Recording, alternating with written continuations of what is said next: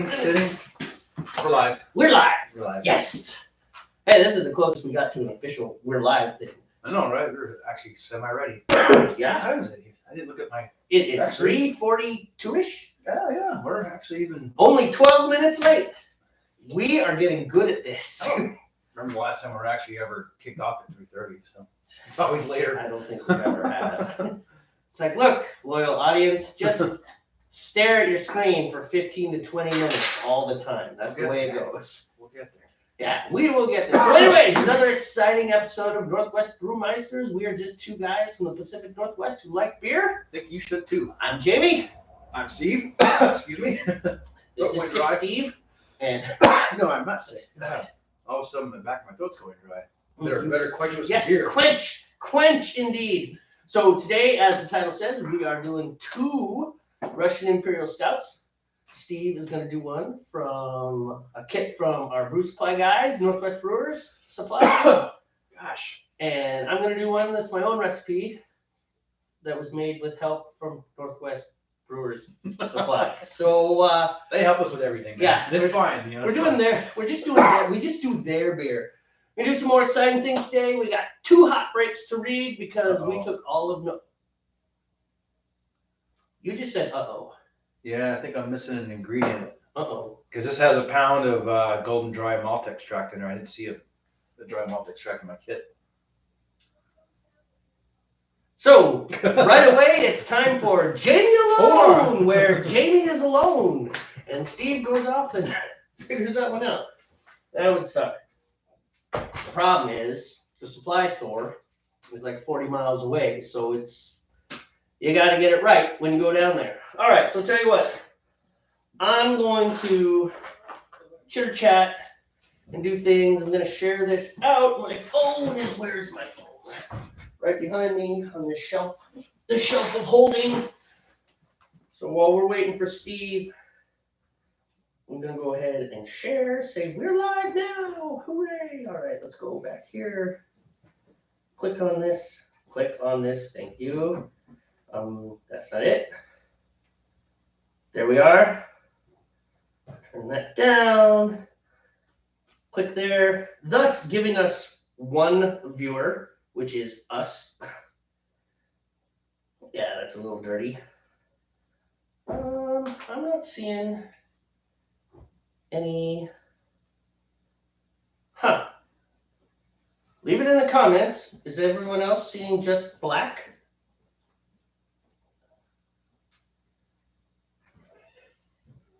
That's interesting. Oh, wait, lag. I forgot. There's a lag. All right, so let's go ahead and share this. I'm going to share it to Twitter. And share it on Northwest Brewmeisters account. Tweet away. No, I don't have it. So yeah, there's a missing component. But you know what? It's not going to hurt it. It just might be a little lighter than a little lower ABV than the original. It's like Russian Stout Light. Right. For the Coors Light, Russian Stout Light. So yeah, that's fine. I'm sorry, dude. That kind of sucks. Yeah, I'll just, hey, this was missing that. I'm gonna check it here. Maybe you got it. No, it would be obvious. Here's your stuff. Cool. Here's mine. Yeah. Oh. No. What's going on here? My phone is not being. My phone is being. It is misbehaving. Steve, my phone is misbehaving. You better discipline it. All right, well, moving on. $1,000 in discipline. Bad idea. What is floating in my water? I don't know. Did you check it out? It was like something on the surface. It was weird. Yeah, a little dust.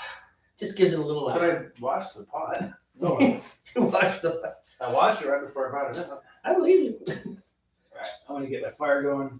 All right. Well, wait. I'm going first. I was sharing. Oh, that's right. Yeah, that's right. Remember? It's both. Get your fire going. Okay, I'm working on it. I'm moving fast. Quick. Explain the recipe minus the. All right. Well, minus the 1 pound. Chunky food. Okay, and I'll get. Wow. We really need a production team. Boy, howdy. Like that's never gonna happen. So It might. all right, I'm doing the Stilly Stout. Yes, for the T, Stilly Stout. This is a recipe from Northwest Brewers Supply. It's a Russian Imperial Stout, dark and rich with a complex roast malt profile. It's a high gravity beer. Mine may not be this high gravity this time, but that's okay. This high gravity beer is one to put aside for a while and taste the progress as it ages. So the gravities are not going to be the same because I'm missing a component. So in the end, this thing would be like an ABV of 8.2%, but I'm missing a pound of golden dry malt extract, which I'm not sure how much it's going to affect it by, but we'll find out in a few weeks. My steep ingredients are a half pound of chocolate, half pound of Crystal 120, so it's going to be pretty dark, quarter pound of black malt, and a quarter pound of roasted. My extracts are 6.6 pounds of golden liquid malt extract and also 3.3 pounds of Munich liquid malt, which those are accounted for. And there's also supposed to be a pound of golden dry malt extract in there. My hops are 2 ounces of Northern Brewer at 60 minutes, and then 1 ounce of Northern Brewer at 15 minutes remaining on the boil. Normally this would call for a Y yeast 1028 London Ale, but they were out, so we're substituting it with a 1048 Irish ale yeast. I don't know. So it's in the refrigerator. I just can't remember the number, but it's the Irish ale as opposed to the London Ale from Y yeast. And as far as everything else goes, if you watched the previous episode, you'll know exactly what the next steps are. 30-minute steep, 1 hour boil, combine everything into the carboy. Mm-hmm. So that's all. That's nothing new there. All right. So yeah, looking forward to a medium high ABV stout, Russian Imperial Stout here in about 5 weeks. So over to you. All right, cool. Could you log me in, because apparently I haven't logged into your Wi-Fi with the iPad yet. Well, you haven't since I changed. Yeah, so that's what I mean. Okay, so I should look on my phone. Looks like Nathan's here. I don't know, either that or it's a bot. There's text. Yeah, I can't see who it is. We're working on it. Hello, person. We can't quite see who it is until we get this thing here. So let's find my notes, because even though we bought a really nice notebook with like soft skin, and it was a gorgeous notebook, nice paper, we have yet to write a recipe in it. Because, we're Gen X. We flow between both the analog and the digital world. So here we go. That's the winter spiced ale. Winter spiced ale. So I am also brewing a Russian Imperial Stout. I'm also supposed to be using Y yeast 1028. Oh, okay, it is, Nathan. It says quarter pound of D's nuts. Oh, you gotta come on like that, do ya? For that musky flavor. I'm totally making a musky beer. Yeah. I don't know how I'm gonna. It's not gonna use D's nuts. Are we gonna get D's nuts in a muslin sack? How's that gonna work, man? Okay, so it's a good thing I checked the not for children button. Actually, it's kind of like Disney. That should be a given, man. It's like these all jokes, high level jokes that adults get. Right. The kids that are watching don't get it. Anyhow, okay, Breeze Amber liquid malt extract, 9.9 pounds, so 3 tubs of that. 2 ounces of Willamette, but guess what? They were out of Willamette. It was a bad supply day for our guys. Mm-hmm. In any case, so East Kent Goldings and Fuggles, and there's one other UK hop. They're all very much the same. And for this beer, it's not a hoppy beer. It's for that musky flavor. So it's not a real hoppy beer. So the hops kind of take second place to things. I mean, they will import some stuff, but the main thing they do is kind of get rid of the sweetness and bitter things up. They don't add real heavy aromas and flavors. That's all that's going to be your yeast and your hops do add aroma at the end. Well, yeah, but what I'm saying is it takes backseat to the other flavors in the beer, the malts and all that fun stuff. It's more of a malty beer stuff. In any case, so I'm going with 2 ounces of EKG Goldings at the 60-minute mark, and then 1 ounce at the 10-minute mark. Basically, we have no idea what beers we're making because we're off the map now. But they're going to be great. You know why? Because we brewed them, and we love our beers. Except for that one that we left in the snowbank. That was not a good thing. Yeah, it didn't come out very good. Yeah, you got to chill your beer very quickly. Okay, so anyways, so whatever yeast, and we will figure out that yeast. I think it's 1048 Irish ale yeast is what it Right. is. So whatever yeast we substituted in, that'll be fine. Breeze Amber liquid malt, 9.9 pounds. 2 ounces of EK East Kent Goldings hops at 60, 1 ounce at 10 minutes. Crystal 157 ounces, Golden Naked Oats 7 ounces, Melanoidin, which I still have not corrected. Mine still says Melanoidin. Melanoidin, which is fun to say. Much more fun than Melanoidin. I mean, Melanoidin is fun to say, but Melanoidin. Melanoidin makes me think of like a dermatology product, you know. Yes, it does. Right? Why don't you rub some melanoidin in that? Yes. Anyways, black malt, 3 ounces. Roasted barley, 12 ounces. Lots of roasted barley. And British chocolate malt at 3 ounces. And then at the 2-week mark, when we go from the primary fermenter into the secondary, I'm going to add 8 ounces of toasted coconut. Yeah. Which I bought from Northwest Brewer Supply because even though I could buy it from the store, yeah, I like to support our guys. Oh, of course. And that really is kind of it. And it was nice because Trevor was like, or wherever you want to buy it. And as soon as he said that, I was like, and I'm buying it from you. Like literally, like with the orange peel. Oh, right. Ben was like, you could go get an orange. And it's like, we're buying it from you guys, man. You guys just like that. They take care of us, so the least we can do is. Oh man, do they?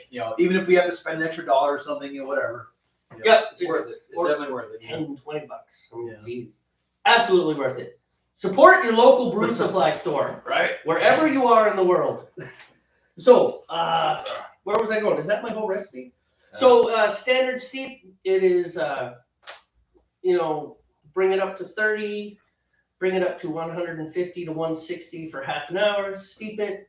Same thing as Steve just said. Thing. Everything is the same. Every episode, same. I mean, there's some exceptions where you have a 90-minute steep or 90-minute boil. Excuse me, that's a 9-minute boil, not a 9-minute steep. And we have exciting things like boilovers, and flame outs, frustrating moments, and usually one audience member we get every week. our loyal fan, loyal viewer. singular. So, anyways. Here we go. So I actually go first because for whatever reason, my pot reaches temperature faster. It just does everything faster. It's kind of like my pot's on meth, and Steve's pot is a pothead. My pot is a pothead. Yes. See, did you see what I did there? Yes. Okay. Yeah. Pot's like, hey man, I'll get there. Don't worry. Not getting any Academy Awards with that. No, probably not. Kind of cold today too. Yeah, it's not terrible, but it was much colder earlier in the week. That's Nathan would probably be dying, considering when we hit 70, he said that was a cool winter day. Yeah, I know, right? I remember those days when I was in Florida. It's like, oh man, it's only 72 today. So this morning, I go to church over on the mainland, and it was 30 degrees. Yeah, nice. I got out of the car. It was actually, that is cold enough for me to say cold. Yeah, sure. That'd be cool. Oh, yeah. What? Nothing. Absolutely nothing. I'm not even going to give you that. I'm not even giving it to you. The other day, I think it was Thursday night, when I came over after the doctor's run, it was like 28 degrees out there. Yeah, that's chilly. I've literally been using my porch as a refrigerator. Nice. Just like, why not? Save on electricity. All right, got it. And I think those are long enough to get down into the water, which is an important thing. Oh, Toro will be proud, man. What's that? I said Toro will be proud. Who? Toro. Toro? Toro's coming in for a bull in the Southwest. Oh. Toro will be proud. Okay.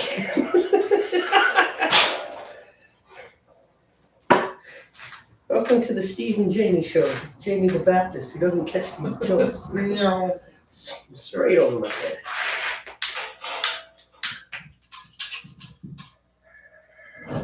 Flame on! Fire. Yes. And we do have a space heater in here, but we're thinking maybe these will warm it up The problem is we got to keep things cracked, otherwise we fill the house with carbon monoxide. Yeah. That might Generally frowned upon in the world. I don't think my wife and children appreciate that. She would not. I really don't think so. So, and we begin. And now we just wait to get up to temperature. We're gonna watch water boil. Literally, it's like watching paint dry, but even less exciting. Well, it's probably more exciting. I'm actually going to drink this beer that you poured for me. Yeah. Nurse. Do you need something for that? But I didn't have to worry about it getting warm. No. True statement. Mm-hmm. This would be the time to lager, but I don't want to lager anymore. Not for a while. Speaking of lager, is this a lager? This is a lager, yeah. This is the lager. This is the Oktoberfest that I brewed, like, what, 4 months ago? Yeah. Something like that. Maybe not that long ago. I don't think we could look at our video log. Yeah. Right? Anyway, I lagered it out here in the garage for like 2 months before I carbonated it, so. It is nice and clear. It's a dark lager. It's Oktoberfest, so it's a little darker typically. But it doesn't have, all my beers still have chill haze. All of them. Mm-hmm. All of them. This one does not seem to. Oh, it doesn't. You think so? I don't think so. The beer I had with with Trevor yesterday when I was picking up ingredients, that was a nice crystal clear beer. It was like a Modelo Negro style. The dark Modelo. So a lager again. Yeah, it was good. I'm really upset that I couldn't go with you. So I just had the one and then hit the road to get back.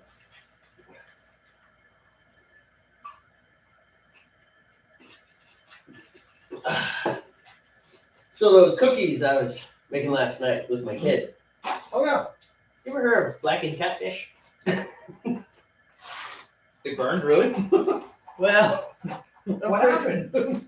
I'm pretty sure that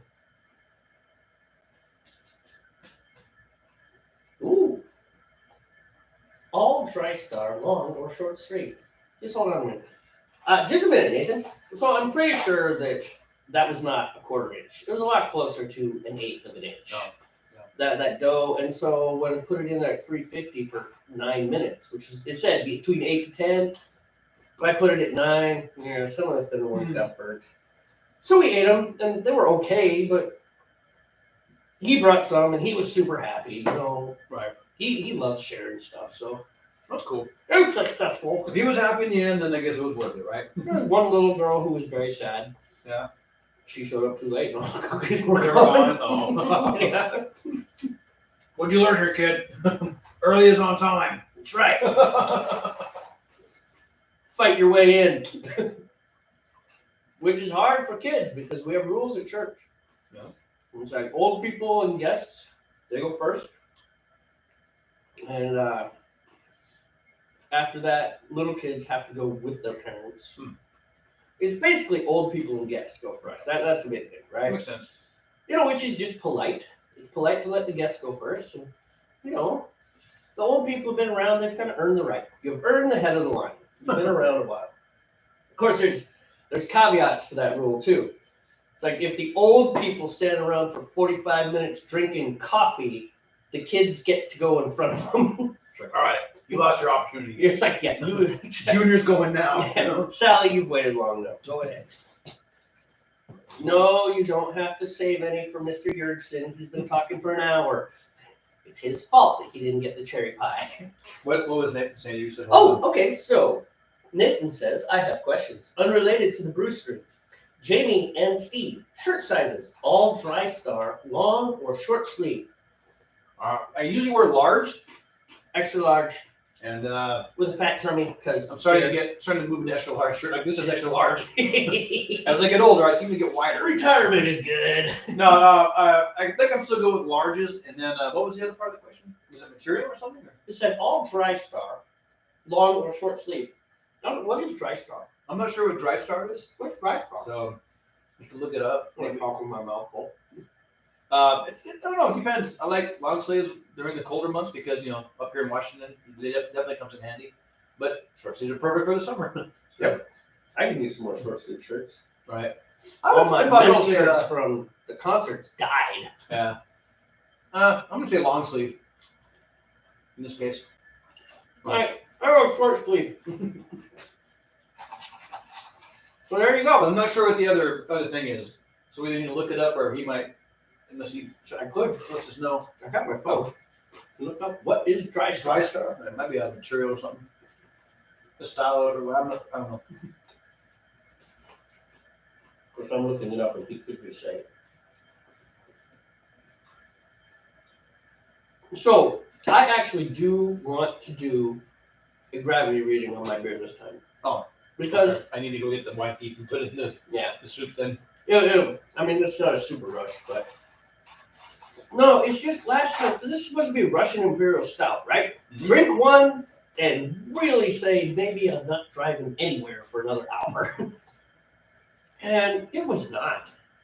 I don't know what it was. I mean, You know what? Maybe I'll do a gravity reading too, since this recipe is essentially altered a little bit. oh yeah, it is altered. Let's just see, because according to the paperwork, that would make it 8.2, but it's a different yeast as well. So I think the attenuation was about the same on the yeast, is what they were saying. Dry Store Restoration LLC is committed to excellence in every aspect of our business. Dry store or dry star? Dry Star. No. We uphold a standard of integrity bound by fairness, honesty, and personal responsibility. Our distinction is the quality of service we bring to our customers. Having a service area, water restoration, fire restoration. Okay, how about it? TriStar 5503, Agfa Radiology Solutions International. I don't think that's not TriStar is moisture wicking material. Okay. Oh, like kind of like a workout shirt, maybe, right? Ooh, you know what? Yeah, make mine long sleeve. Yeah, I think it's one of those where it like lifts the sweat off your body. Yeah, I know what you're talking about now. Yeah. Because I really could have used that hunting. Oh, that's true. That's why I sent pictures of me at 20 degrees on top of a mountain in 4 feet of snow wearing a t-shirt. Because I'd walk like 50 yards up the hill and I'd start to sweat. So I'd stop, take the sweatshirt off, and take a break. Because I did not want to get coated in sweat and then be up on that mountain. Be like a walking air conditioner. When the sun goes down and the temperatures really plunge. When I was stationed in Maine and would shovel snow, that would happen. I'd get all super heated shoveling the snow, take everything off, and then get done. It's just like, oh God. Yeah, now you're freezing. Now you're freezing. Yeah, my friend Bob, he's got a huge pack. And I half wondered about it. And he told me once before, but again this year I was looking, we were talking, I was like, yeah, that's all that's in my pack. He's like, it's not super heavy, but it's filled with dry clothes. Oh, okay. Because that's the worst thing, man. Yeah, Get stuck up there in the dark and you are wet, man, you will get cold fast, even if you build a fire. Yeah. How are you looking on temp? 120. Okay. I'm just gauging like how soon I need to be ready, just in case I go off camera again. So. What's the snack? Oh, what are these? Peanut butter pretzels. Yeah, like a peanut butter filled pretzel from Costco kind of thing. And, they're delicious, and they go so good with dark beers. The other thing is like this Tex-Mex or Southwest style trail mix kind of mix. Spicy. It's not spicy like like hot. It's just got the like a Southwest flavor to it, twang, kind of thing. I was gonna say, is this the Steve? No, this isn't Steve calibration spicy. Or the Jamey calibration? No, this is user friendly. So Steve, Texas. That ain't spicy. Steve, the paint is ruined on your car because you sneezed on it with some of that in your mouth. It ate the paint. That was what we call spicy. Pretty much. No, this is friendly spicy for everybody. So might as well tell you what I was doing, why we didn't brew for a whole month. Yeah. Man, it feels like forever. It's crazy. No? It's like all of life stopped. You stepped out of the space-time continuum. It was great. So I went hunting, and we had other things, we had some medical stuff within the families had to get taken care of, and just weekends were shot, and it just that's a good thing. We'll just hold up brewing until. Oh, and birthdays came in there. It was November was kind of a crazy month. Yeah. But anyway, so I went back home to Montana and crawled around in the mountains, and it was super fun. I was hunting deer and elk. I did get a deer, a nice little dough, which I'm absolutely pleased with, because, as my friend John says, thorns make mighty thin soup. I did, and I cut the dough up, I cut the deer up, and put her in the freezer. I'm gonna grind the hamburger tomorrow, or Tuesday, I think Tuesday. I'm gonna grind up all the hamburger. So, and then my brother-in-law, who still lives in Montana, he was really successful between him and his daughter, and I think one of my other nieces. Also, my sister and brother-in-law are still married. But between them, they got like 3 deer and 2 elk. They just got an enormous amount of meat. So my sister sent me a text message. You want half an elk? Heck yeah! Yeah. So I got the front quarter and the rear quarter of an elk, and I brought those home, chopped those up into steaks and stew meat, and then I'm gonna grind that hamburger on Tuesday too. So yeah, probably about 100 pounds of meat all told. Nice. Más o menos, you know. But I am. It was a lot of fun. I guess I should get my heat going, huh? Well, I'm at 140, so I'm not there yet. It's your call. Okay. I am gonna trim this so I don't go scorching past 150. End up steeping at 200 degrees. Low high. So anyways, lots of fun. Ended up coming out of the mountains in the dark twice. And next year I've just decided I'm coming out of the mountains in the dark. It's just gonna happen. We're coming out of the mountains in the dark. It's your new hunting shtick. Yep. Boar and deer. Have you ever had boar? I've never had boar. I think I had it in a burger form one time. So And, I don't went know how pig processed it was. I went pig hunting in Texas once, because in Texas, well, you should know, you're from there. Well, I don't know how rural you were when you were in Texas, but No. anyways, I'm a rural kid, and so I found rural people, and we went out in the sticks in Texas, and they're like, yeah, you can shoot the wild pigs whenever, wherever you want, because they're not. You have an abundance of them. Right. Well, they're not a native species, right? They're from the Dust Bowl. Right. When a lot of farmers just opened the gate, they're just like, and then they left. It's like, we can't grow anything, stuff, and so they opened the gate. And so pigs are tough animals, and they establish themselves, and they're really destructive. So we went hunting, and I had a 30-30. And stupid kid next to me had a semi-automatic SKS, one of those Chinese 223 type deal, right? And the pig came across the road, and I was aiming, and about 15, 20 shots. And I was like, well, I didn't want to eat that anyways. Never mind. I almost punched him in the head with the butt of that 30-30 though, because that irritates me. With the exception of, although, the thing is, with the pigs, I guess it's pest control too. Like gophers are kind of like rats. You shoot gophers just for target practice and get rid of them. Right. But using your varmint gun. But for the most part, I am a you eat what you kill type deal. Right. We're not just hamburgering things out here. So that irritated me. So I never got to actually eat any because it was ruined. I mean, he just riddled the thing with bullets. It's like, that's all going to be just Thanks, gross. dude. Thanks, jerk. So elk is like deer. I've had elk. I had like an elk pot roast once. It was pretty good. It's a little more tender. One of the big differences, elk tends to taste less gamey because elk graze. They are what? No? Oh. Temperature. Oh, we are getting close. In fact, we'll all go there. Alright, I'm gonna move this for a moment. Thank you. So I can get mine going. So you put yours at 70 on the Celsius scale, huh? Well, that's like my target because it's between 150 and 160. Mm-hmm. If I can keep it around 70 or the tick below it on the Celsius scale, then it's right where it needs to be. So, Gotcha. are you done? Or are you? I'm at 150, so I'm going to go ahead and start the Yeah, timer. you're good. So you're within the range. So Nathan, elk tastes. Used to have eyebrows. Elk tastes less gamey than deer because Yeah, not many people like the gamey taste. And so like this deer that we'll be eating, she should be, it was a doe, it wasn't a buck. And she should be pretty good because she was very fat. She didn't have a fawn, so she wasn't working hard. And it was obvious she'd lived a pretty comfortable life, which meant that she probably wasn't eating a lot of sticks and pine boughs and things. She was probably managing to get a hold of a lot of grass and stuff. But what I was going to say is deer will browse. They'll eat the ends of twigs and bushes and leaves and things like that. Whereas elk are almost exclusively grazers.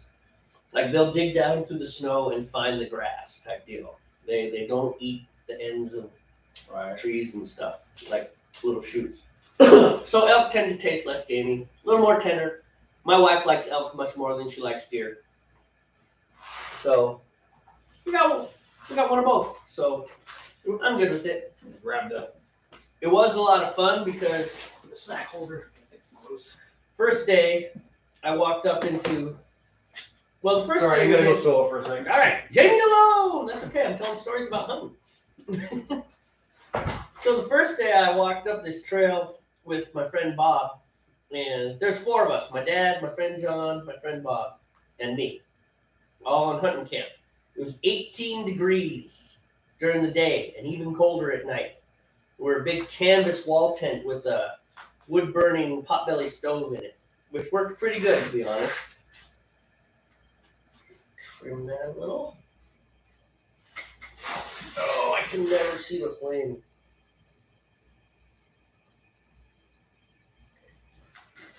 Leave that right there and see how that does.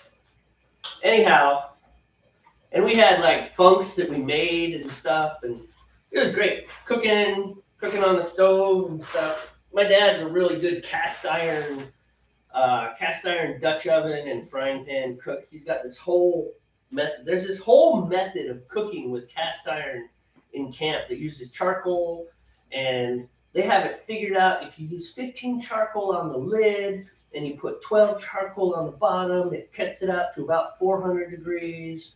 And if you take 2 charcoal away, it reduces it by 20 degrees. I mean, yes, we will definitely have to cook you some good stuff. If there's any left. But, like I said, these people have this whole, just a minute.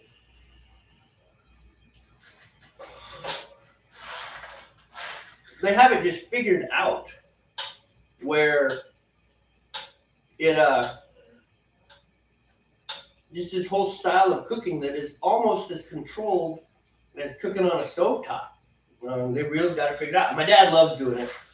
So it is macaroni and cheese, beef stroganoff, and meatloaf. My friend John made pork chops and chili. Hunting camp is a lot about eating. There's a lot of eating done in hunting camp.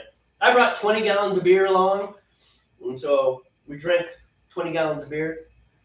Anyhow, I went with one walk with my friend Bob. We walked up a trail, went from about 6,000 feet, 6,200 feet, up to about like almost 7,000 feet.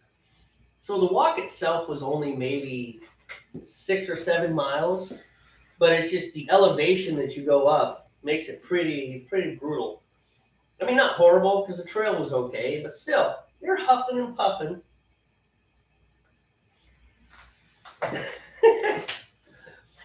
Well, let's see where. Well, he's only at 100 degrees though, and he doesn't have his grains in there yet because he likes to do a hot steep, which is where you start with the water at temperature.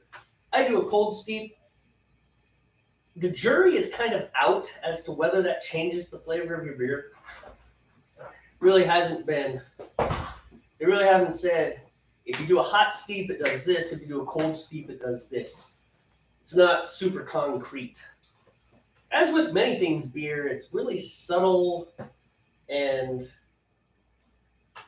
not a lot of dramatic changes. I mean, there are ways to get dramatic, but we don't know. I'm flatlined right at that little 70. All right. Nice. So I thought I figured out where I wanted to hunt. Yeah, I know. And the camera makes it look more dramatic, by the way. We've noticed that.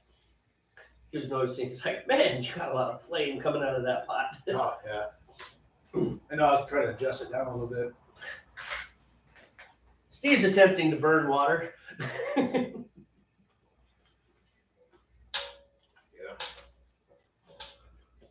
So anyhow, the next day, I thought I might go up on a different hunt. And there was a different trail. And the ridge came down kind of like this. And the trail that we went up the first day went up that ridge. And then it came back down and back to camp. And the ridge that I wanted to go down, there's another ridge that went back and then down. And the trail went up this way. And I thought, and the thing is, I've been up here before, so I should have known better. But I thought that I'd walk up this trail, cut across the creek, because there's a creek that runs down the middle of everything, climb up that ridge, and then hike back the other way. But what I forgot is there's two huge ridges. The trail actually goes way over here. And there's a ridge here and a ridge here, and then the ridge I wanted to climb up. And I was not humping over that much mountain territory. Sorry to bail on you. I'm trying to figure out what that was out there. It's a FedEx truck. Oh, FedEx. Not for you, though. Yeah. Well, it's like, why is there a diesel engine rattling in your It driveway? was so loud, I thought, like, sweet pull my driveway. Mm-hmm. So anyways, there's another ridge that came down this way. So we're in a big valley type deal. So I walked up this way, and then I hung a left and went south and kind of west. And then, south and kind of east. And then I walked back along. And at one point, I was way up in the mountains, and I noticed that the sun was going away. Wow. That was quite the climb out of the mountains, because it was just steep. I mean, we're talking, like that steep, just falling off. It's kind of cool that you can look. Wow. It's a swan. That's like real time. That's delayed, though. I know that's delayed. But in any case. There you go. There's you just did your Yeah. thing. There's always a crick in the way. Yes, there is always a crick in the way. So anyways, I came out of the mountains, and that was one thing. Yeah, I came out a little bit too low, and it was pitch black. And the crazy thing is, I had a headlamp, but when you turn the headlamp on, you could see here, Right. but that was it. You were night blind. Yeah. And so I had no idea which way I was going, because the sky was black, but it was a different shade of black from the trees, so you could kind of see, okay, there's the sky. Turn that headlamp on, you were just lost. So I'm walking out of the woods without a headlamp. Got to the creek, and it was partially frozen. And there's this light bobbing through the woods. I'm like, "Hi, are you John?" This voice comes back through the trees. No! I was like, darn it. I was hoping it was my buddy John, because he comes out of the woods in the dark a lot too. Both he and I kind of tend to hunt too long. We overestimate how fast we move through the woods. We underestimate how long it will take to get back. So in any case, came out of the woods, had to cross the creek, found a place where the elk cross the creek, and an elk is like, it's 900,000 pound animal. So I'm thinking, if the ice can hold an elk, the ice can hold me. And out in the middle, that was true. But right at the edge, it was not so much. Broosh! And I'm jumping, trying to get out of the water. But it was cool, because the guy with the light, I was like, "Are you on the trail?" And he's like, "Yeah, I'm on the trail." It's like, oh, thank gosh. Because I was thinking, man, if I crossed the creek, and then it was another 300 yards uphill to get back to the trail, I was just like, oh, I'm so tired. So tired. Did it again. All right, I'm almost at 10. Thank goodness. Ooh. Well, that's part of the update. Oh, I haven't updated my phone yet. Don't do it, man. Don't let them force you.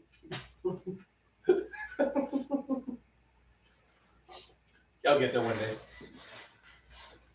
So anyhow, and then we went back down. We broke camp kind of. We just left camp up there. Went back down for Thanksgiving. Had Thanksgiving with our families. John and Bob went off to their family. Me and my dad went back to my family. Had a great Thanksgiving dinner, which consisted of a lot of game meat because it was at my brother-in-law's house, and that's what you eat in Montana. And then went back up, and that's when I walked back up the trail in a completely different direction. Went way up on top, saw this big bowl, saw where the elk had been laying. There were these saddles where I could see had they been traveling from one side of the mountains to the other. Why is this kicking my butt? I do not know. Not the black spot, that's why. Yeah, I get that. So, did all that, and I said to myself, they move kind of in the dusk, in the dawn. They don't move in the middle of the day, and they don't actually walk around in the middle of the night either. But kind of in the in-between times, that's when they move around. So I said, I'm just going to sit here on this hill and wait and see if they come back through. And I waited for probably half an hour, 45 minutes. I kind of found myself a hidey hole in the trees where I was a little bit concealed, but I could still see out. And then my feet started to get cold because my boots are not as waterproof as they should be. That might be a little long. Okay, might be good.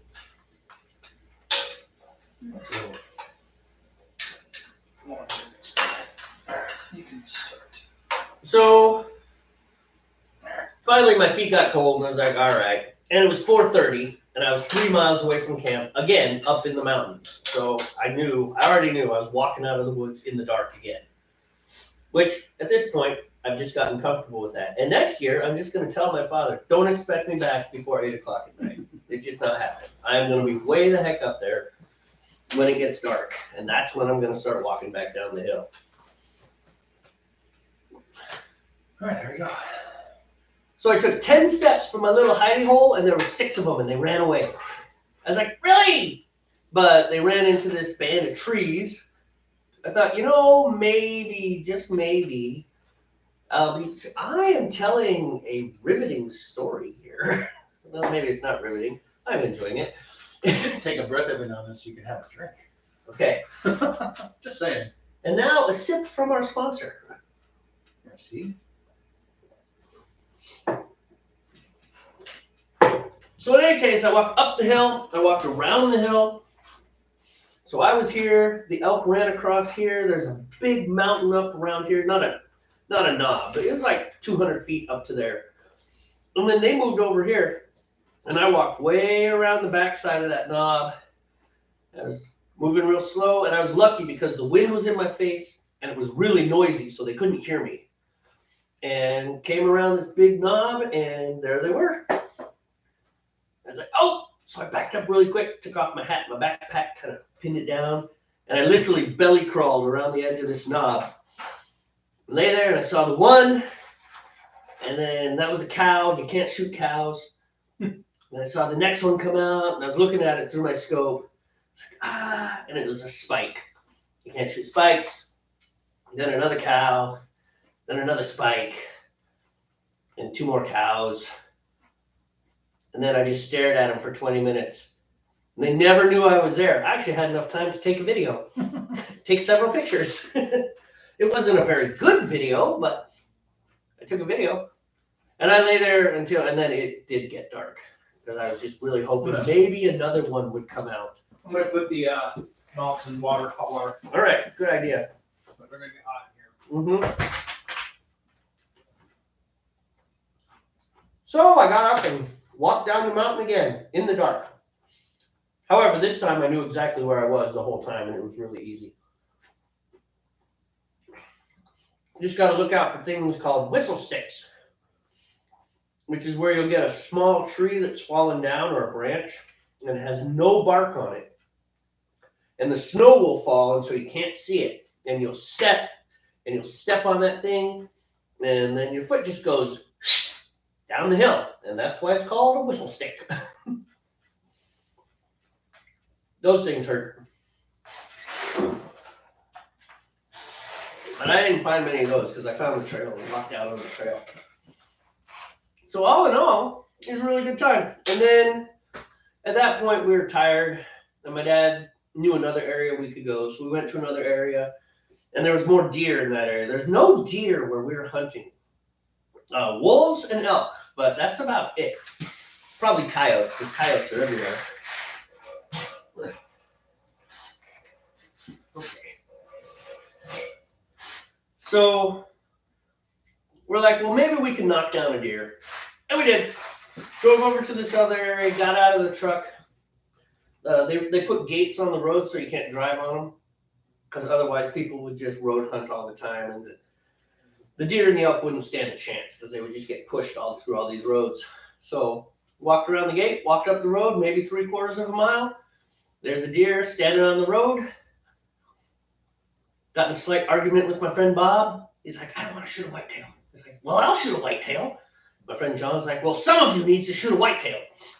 So I jumped out in front, just flip, bop, dropped her. And that was my hunting season. So had a good time, great time. Lots of good beer, which I made. Lots of good food, which my dad made, my friend John made. Lots of exercise. Easily burned 3,000 calories a day, just crawling up and down mountains. So that's it. Now I'm kind of out of stories until Steve gets back.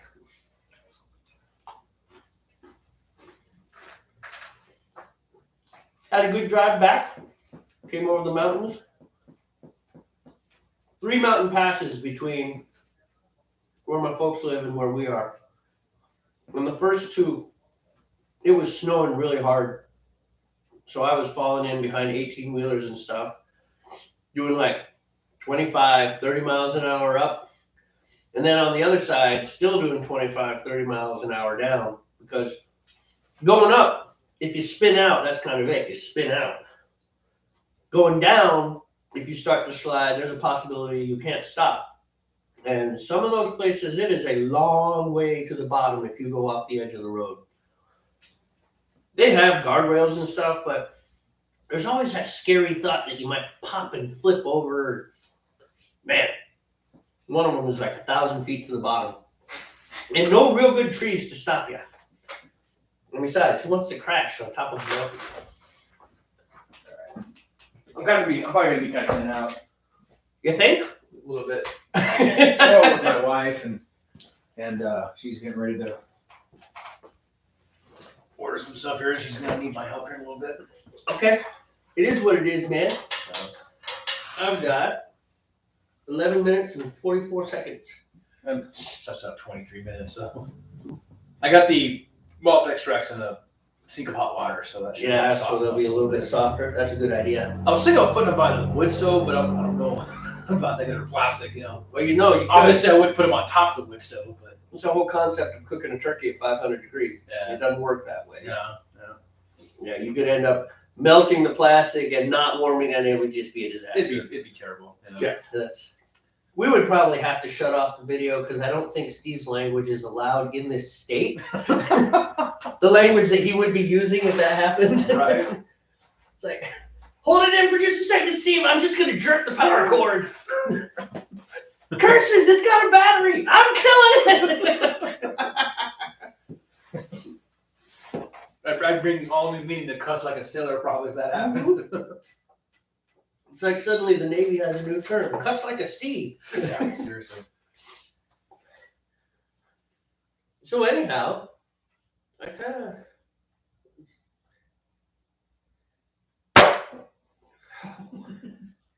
Yeah, that's a No statement. No statement. No, that was. I almost broke the table, man. That's a statement. I'm just messing. I know you were telling Nathan the story about the hunting trip. So I already knew the story because you told me. Yeah, I know. I told you the whole story. That's why I just kind of went about and took care of business while you were talking. No, that's cool. Take your time. You finish your beer when you're ready, man. I'm just messing with you. Yep, I got you. So let's talk about complex beers. Wait, be safe. Go the speed to arrive alive. Yeah, no doubt. And when you are on hardtack and snow and ice, sometimes that is not the speed limit. I was telling about going over the passes and how it was all snowing and stuff. Yeah. So So in any case, Complex beers. Because I was talking with Trevor today about the number of grains that are in my beer. I mean, I've got. You talked to him today? What? You talked to Trevor today? No, when I called to order the beer, to order the You cake. said I was talking to Trevor today. Did I say today? I was like, you talking to him today, really? Yeah, we're buds. We go back now.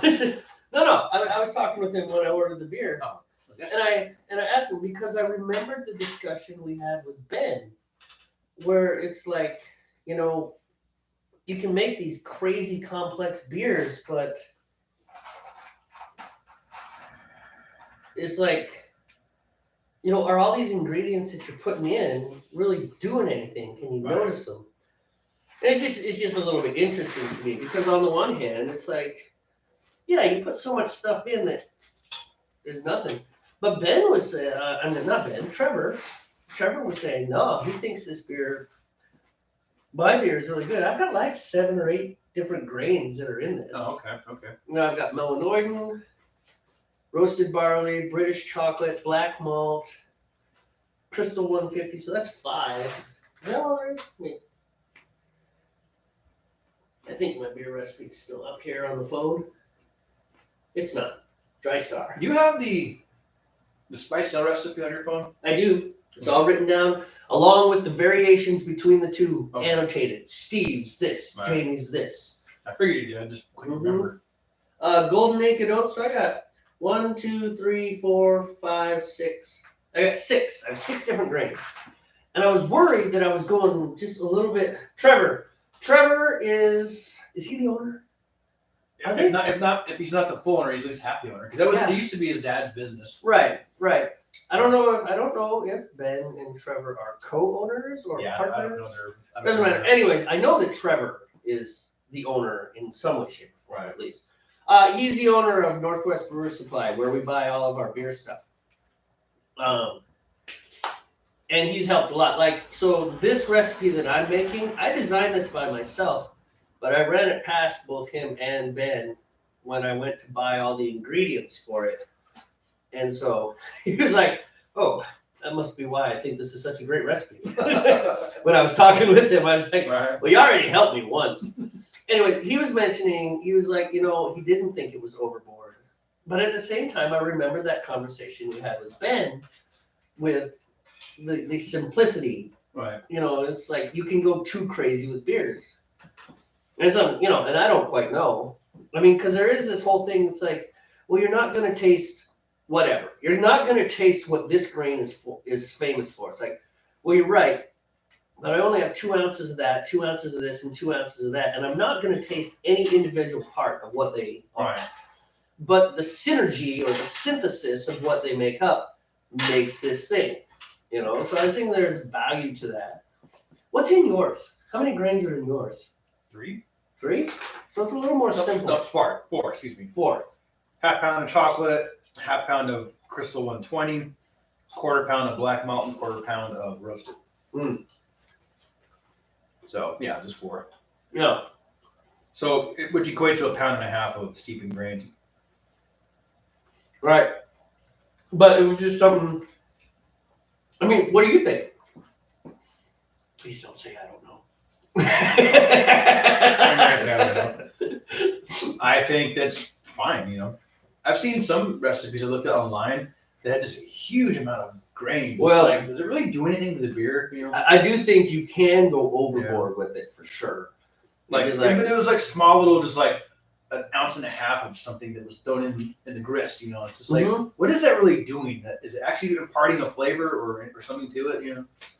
Yeah. Well, no, I think that makes good sense too. Because that's an absolute truism too. It's like that is so small. Is it really doing anything? The one I was really worried about was the 12 ounces of roasted barley, because you can really go. You can go overboard with roasted barley and end up with burnt toast. Burnt toast flavor, yeah. Although I know from experience that this beer does not hit the burnt toast thing. Yeah. The smoky porter was a little drier. It's a lot drier. This is a quasi sweet beer, whereas the smoky porter I make, that is much drier. That has a pretty complex grain bill too. I think it's very close to this, but Right. How much time you got left? You're steep. 4 minutes, 37 seconds. Okay. Yeah, but 16 and a half minutes, so. Yep. I will be ahead of you for sure. Oh, no, that's how it always works out. Yeah, I know, but So. I mean, it'll just work out good that way. By the way, I noticed that we had a slight disaster with your hose. My hose? Well, it's kind of, the end is crimped, and so. Yeah, so we're not using that one. We're using that Yeah, short one. I saw the short hose. Yeah, that happened last brew day. It got ran over. Oh. Because it was left on the sidewalk or on the driveway there, and I didn't see it. And when it got when I pulled the car back in, You ran over it. Ran over. It's just like, oh, is there like a hose repair kit? Yes, absolutely. Come down to the store. Because I was like, I don't want to go buy a whole new like 80-foot hose to replace. Nope. It's like $4 or $5, something Cut like it that. off and swedge a new one on there. Yeah, you'll lose like 2 inches. Oh no, I don't want to handle that. Well, that's my point, is that you'll only lose like 2 inches. It's No, not I this know. big time. That's good because I didn't want to buy a hose for that. Absolutely. Okay. So you got them at the store. That's good. Yep. I was thinking that when I saw that. It's like, oh, fortunately we can fix this. Good. You lied to me. This is spicy. Spicy. Okay, Texas boy. I mean, it just tastes like a little bit of spice. It's kind of It's peppery. like Costco stuff, you know. It's Costco Tex-Mex trail mix, you know, that's all it is. It's true. Oh, I apologize if I missed it. What types of beers are we brewing? Dark, light, ABV levels. No, man, don't. You are not beholden. You're not even beholden to be here. We just appreciate it. Right? No, So- we're both brewing stouts this time around. Jamey's recipe is a little different than mine. His is his own recipe. Mine is from our brew supply guys, but they're both stouts, pretty dark. My ABV is supposed to be 8.2, but one of the components got missed. So when they packed up my kit, they forgot a bag of like a 1 pound dry malt extract bag. So it's going to be probably a little less. I bet it'll be about 7.5 or so. That's what I'm thinking. And I have no idea. I have almost 10 pounds of malts in mine. Crap, I forgot to put the wine thief in the cleaner, which I'll do that here in a minute. It only takes like 15 minutes, right? You Or only, is it 1 minute? it only needs to be exposed on like the surface or whatever the surface to be cleaned. It only needs 1 minute in solution, technically, Right. because it's an acid that down at the molecular levels. So Yeah. it just destroys everything. That's why that wort chiller comes out so shiny, you know, Right. because it's cleaning the surface up. So ABVs between like high 7s to high 6s, somewhere in there. Yeah. I'm gonna wine thief mine. I don't think my last one was very high ABV, and it really should be. I'm using 2 bags of yeast. I don't know what I'm doing wrong, Steve. I just don't know. I just called you Steen. Steam. Steve. Steam. Steve. You know what? I think I'm either gonna turn this heater on or go get another coat. Problem is that heater, that floor heater, or that little, space heater is noisy. Is it noisy? So we have someone who can help us. Maybe we can ask him help if he hears it. Yeah, that's true. So we're gonna turn this space heater on, and you tell us what the audio's like. Right. So the other thing is that, what was I gonna say? I lost it. I lost my train of thought. And they're dark. That was the other question. Oh yeah. So they're both Russian Imperial Stouts, which is kind of the darkest beer out there, I think. I think stouts are darker than porters. I don't know. Nobody knows. Not There's really sure. this big argument on Almost, porters they're almost versus like the same stouts. thing. Yeah, Almost, it is. so. I mean, the difference between those 2 beers is just splitting a hair. Yeah. It really is. Don't worry, we're gonna go to pot cam in a minute. We have pot cam here, and you'll be able to see the color of the beers. Maybe my lights are terrible. What? I said my lights are terrible, so we'll see if it actually. I can see the color of the beers. Lights. We can go to pot cam now. Pot cam. Vodka. Da-da, da-da-da. So I was gonna put coconut in mine. I was gonna use the. Whoa. It's time! It's time! So the Sabro hops, I was gonna try Anything above the industry standard of 5.0 is worth a taste. We agree. Agreed. And actually, we think that there is actually an upper limit too. I'm going to put it at 9.5.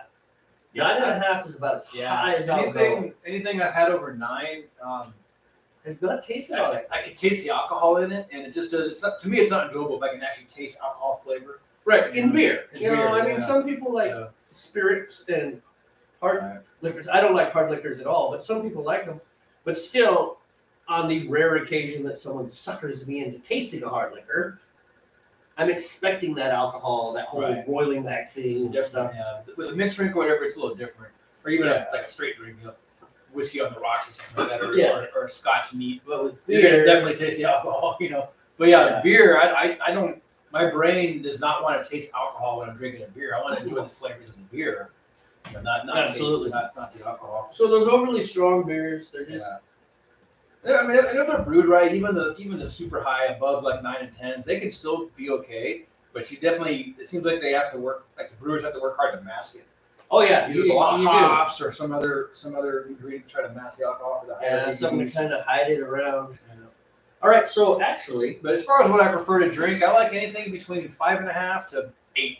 You know, I don't have a preference on for a certain level. During winter months, I favor the stronger beers. I like the warming effect of the stronger beers. And then during the warmer months, I like lighter, crisper kind of beers. Except for, I mean, with the exception of being lighter, yeah, the IPAs, because sometimes the IPAs are really strong, you know. Even the dead of summer, it's, this is such a good IPA, it's 8.8%, you know. Yes, it's all citrusy and refreshing, and now I can I can't walk now. Thud. We were talking about self-driving cars. We had a great comedy sketch. The moment's gone now, sorry. It was last night. We got getting pulled over for DUI in a self-driving car. It's like, I wasn't driving, the car was driving. The car was driving, right. Well, the car's driving. It's like, well, yes, sir, but you were on the roof. Is that illegal? I didn't know it was illegal to be on the roof of my car. That's right. At 60 miles an hour. And dude, that sketch was almost as good today as it was yesterday. Almost, yeah. Close. Oh. All right. So, I actually have to use the restroom. So, hang out. I'm gonna get. What are your malts? Are they breeze? Well, mine are ambers. If yours are ambers, then No, mine are Golden Light and Unique. I have 1 Unique and 2 Golden Lights. Okay, so Yours are all separate. Yeah, I think yours are sparkling. Sparkling amber. Yeah, sparkling and amber. Champagne beer. And I've got to go potty. Okay. Wait, did you just say potty? All right, I gotta grab the monitor. I did say potty.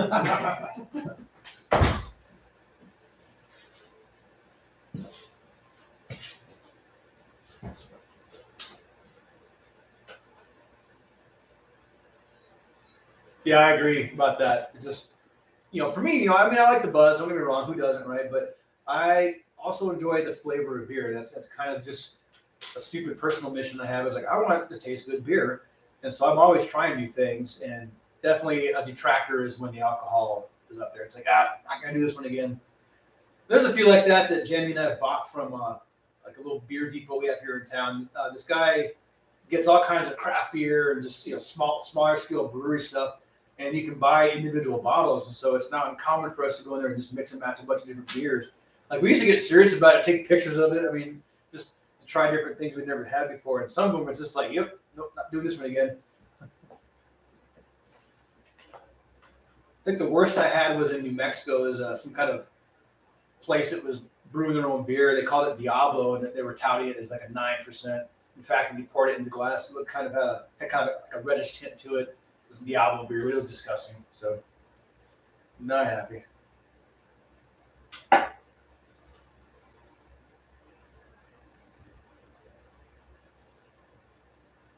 But with mine, since this one is missing a component, a pound of dry malt, it won't be as high ABV. So I'm thinking 7 to 7.5, give or take. We'll see. Normally I don't take the measurements. Are you stuck? Just trying to open the door. I can hear it. Stack O extract. Stack O extract. Actually, this is wort. Isn't it? No. Wort's when you mix everything together. Well, isn't Now it? you have wort after it's all mixed up. I thought it was just like concentrated wort that you added to your wort. I mean, I guess it could be if you want to like strip down the definition of it. You know? There you go. About it. All right. Something just popped up at the bottom there. Right on the head and see. To XXX69.biz. Oh, a Find your love in U City. Oh, now we have a bot. All right. Thanks, Yes. bot. Hello, bot. It's good to see you. Get lost. There's a little heart somewhere here. Yeah, I saw the heart over there. I don't see it on the side monitor. Yeah. I don't know. Maybe because that's real time and that's Yeah, like closer. agencies over there on that side. Yeah, there's a little. Is that the girly symbol? No, that's the male symbol. Is that the male symbol? Yeah. I don't know which one is which. Yeah, the girly one would be like the That's supposed to be on plus, the bottom, right? the plus. Yeah, the male has the arrow, to symbolize that. Gosh. Find your love in U City. Yeah. All right, we'll be all over that. Yeah, we are. We'll get with you on that. I'll let you know how it turns out. Yeah. We'll have our people contact your people. XXX69. What is it? The 90s again? Yeah. Right. People just discovering web porn. For the. Okay, you got your bag. I got these bags here.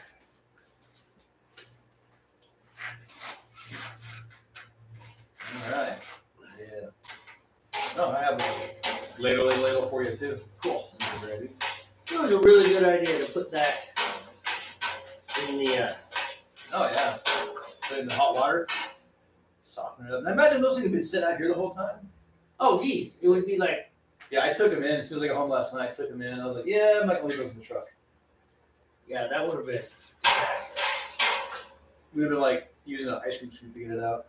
pretty much. I think that's super accurate. Thanks, sir.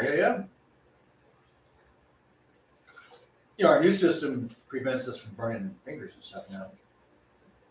Yeah, I like this. Unless you do it to yourself. Super high tech new system. Yeah. Especially since for some odd reason I was always the guy getting burned. It's part of my master plan.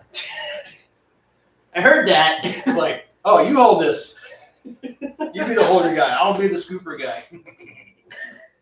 Ouch! Again! Oh, sorry. No, I never meant to burn you. That was just stupid It's just the way it works. bad coordination on that part sometimes. Alright, that's 1. 2. My local brewery has a 10.7. Wow. Woo. Have you tried it yet? Well, he says it tastes good. Oh, okay. Yeah, I couldn't see it. Yeah, don't know the name, but greater than T. No, maybe. That was like I said earlier. If the brewer does it right, you can get a high ABV and not taste the alcohol if they do it right. Either they mask it or they just have the right combination of stuff. Yep. And I imagine if you go for certain flavors, then, you're going to end up with a high ABV, whether that's your goal or not. Some people aim for that. Oh, I like the high ABV beers myself. It saves on beer drinking because I only drink 2 and I achieve a comfortable numbness and I'm happy. But I was telling him while you were inside, I was like, go for the flavor too. I really enjoy flavor of beer. Well, of course. And I was telling him how we used to buy like 78 different beers from Greg's. We saw these onesie twosies, take pictures of the bottles or cans, before we started really doing all the brewing. And we broke our phone. And then we would note things like, oh, this beer's terrible, or oh, that tastes alcohol. Yeah, there were some that were not great. They were not good, yeah. Like someone's best friend should have told him, dude, this is not good beer. Like, you're not gonna make any money on this beer, man. His friend should have been like, I will not pay for this. Yeah, I will not pay for this. In fact, grab the ladle back again. Little. I'm not gonna lie to you, man. I'm just gonna bring my own beer over tomorrow. I got less than 2 minutes on mine. Oh, I better boogie.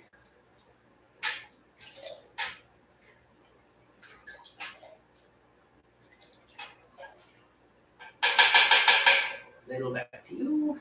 Ladle. I'll kill the flame and take it out.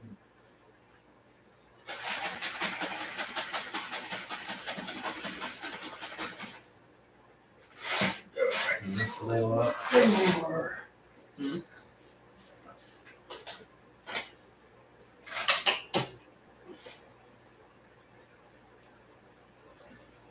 I don't think that heater's doing any good. I don't really feel anything from it. Do you hear the heater, Nathan? I think to get the effect of it, because this is, it's garage, so it's gonna take a lot more to fill it with one air. And we have the door open about a foot, so Yeah, that's gonna maybe. I think I'm just wasting electricity on that one. Yeah, I think so. Yeah. All right, I'm gonna kill it. I mean, I think the only way it would work is to put it right next to you, Right. so it was just blowing right on you. We'll just wear long johns next time. Yeah. All right. You're gonna need this. And then I have about 30 seconds, and then I'm gonna go get my malts. All right.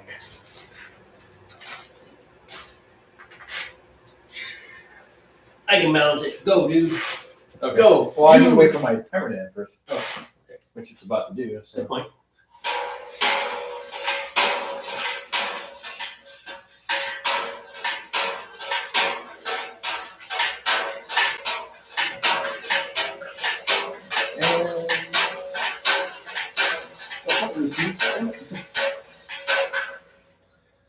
Put the buttons in the wrong spot.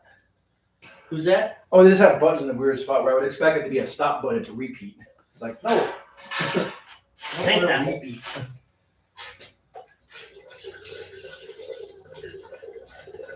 Remember, don't squeeze the sack. Don't squeeze the sack.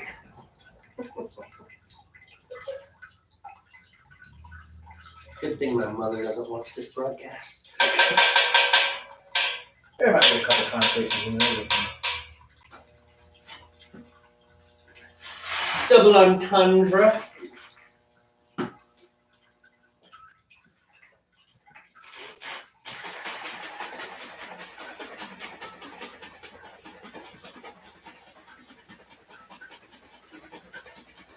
How is it our malts are going at the same time? Huh? It shouldn't be that way. You should have been ahead of me already.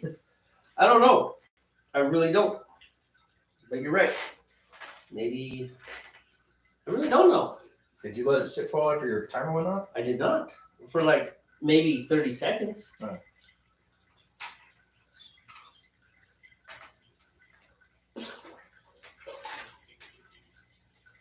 Like, no lie, man. The amount of not knowing is deep.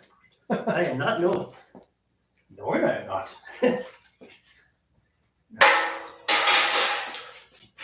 All right, I'm gonna go grab malts. It is really weird to be caught up.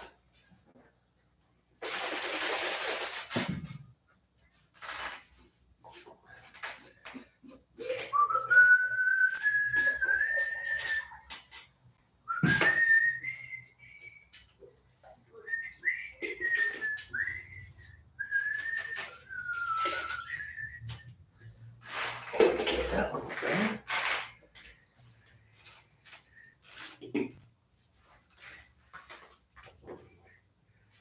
there. My hands are sticky. Every time. Every time with sticky hands.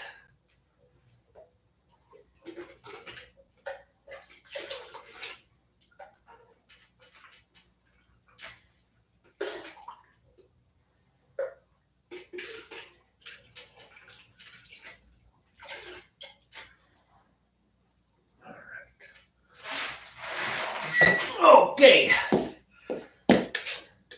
Put that down. That one's done.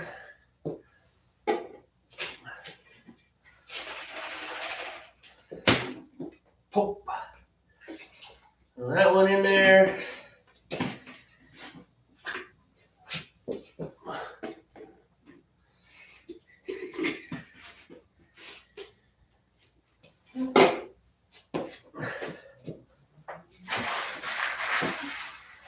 this over just a little bit.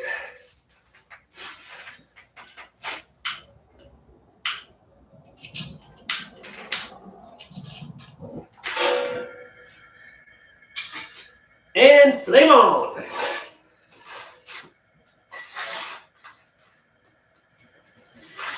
And now we're going for boil. She's right, it's a little chilly in here.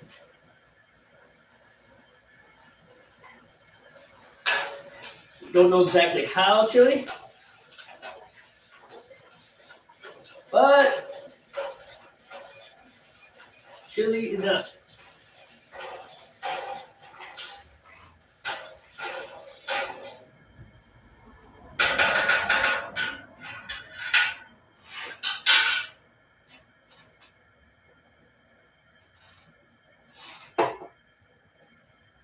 Once Steve comes back, I gotta go wash my hands.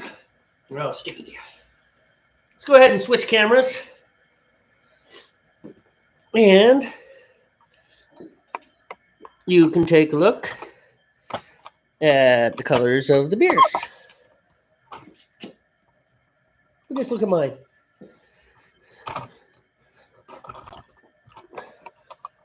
Actually, we can look at both.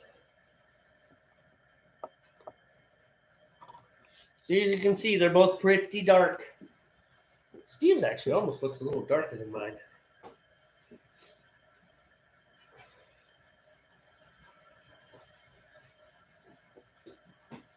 Oh.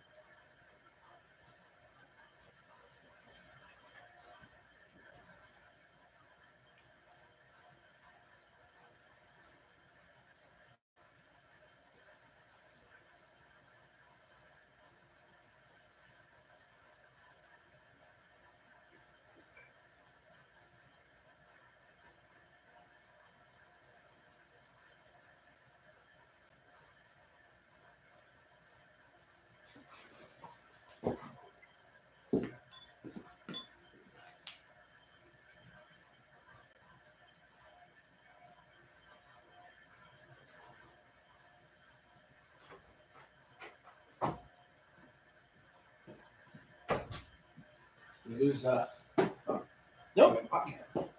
Like the pot cam. Didn't lose anything. Ladle. No, it's just right there. Might need to rinse it. Yeah. When you're back for a minute.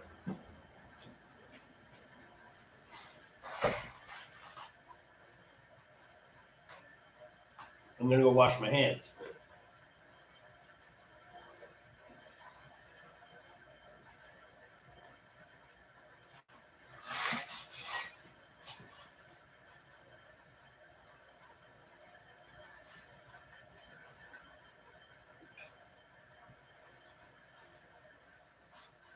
Oops.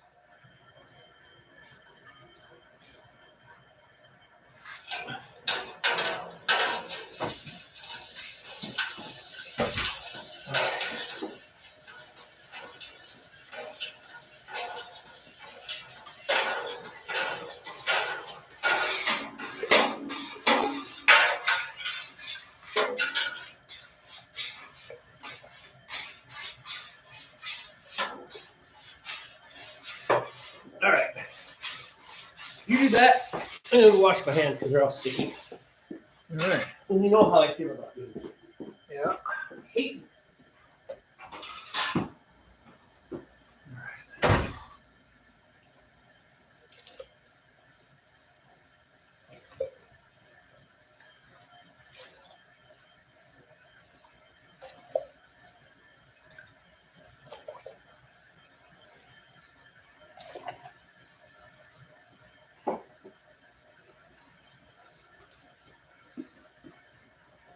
One day we'll go to all grain brewing and we won't have to deal with this malt extract stickiness.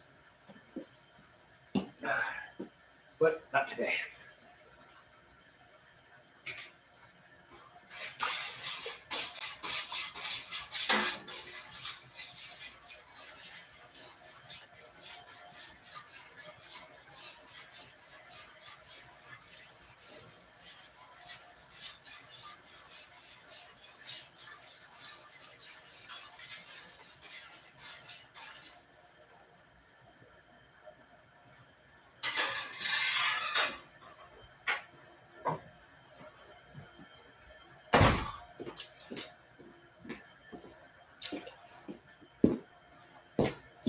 Got myself.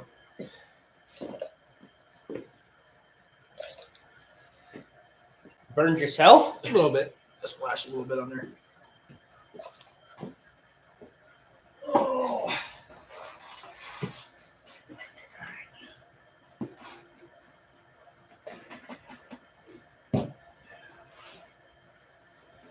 All right.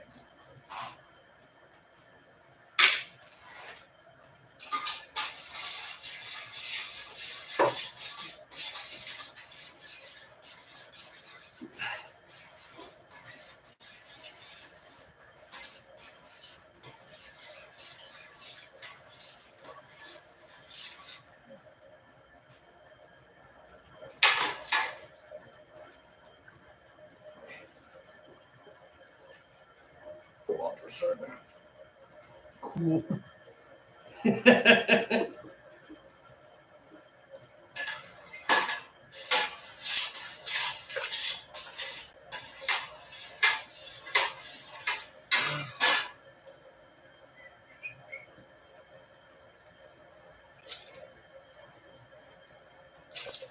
I hope it's cold and not rainy on Tuesday.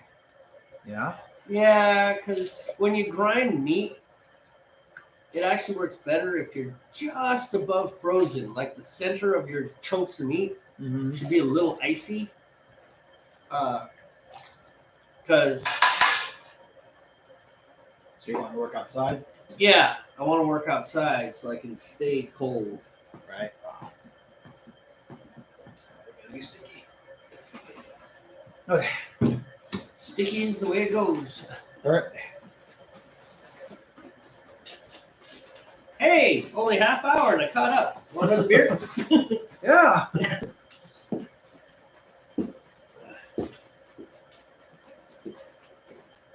Deep down in pot can view. Shaking my malts here. Shake it, shake it, shake it. Shake it, shake it, shake it. That should be good. Please don't get all over me. Pop, boom, splash! Oh no! Oh.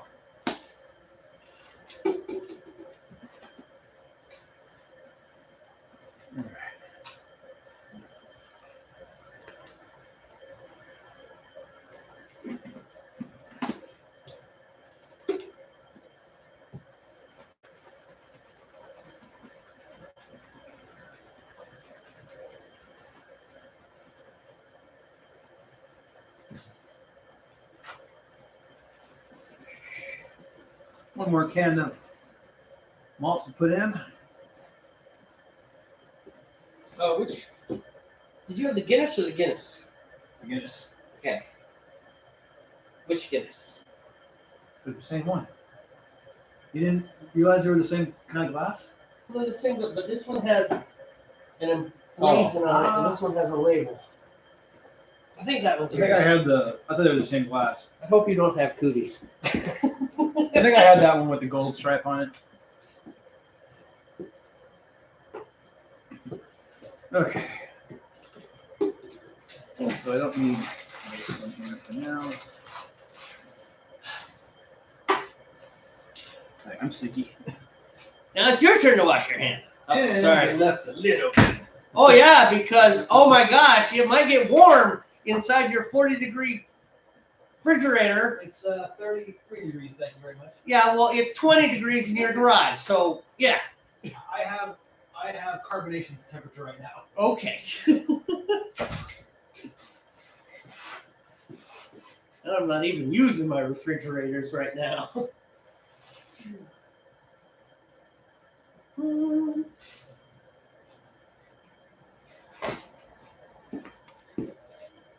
We can go back to normal cam for a minute.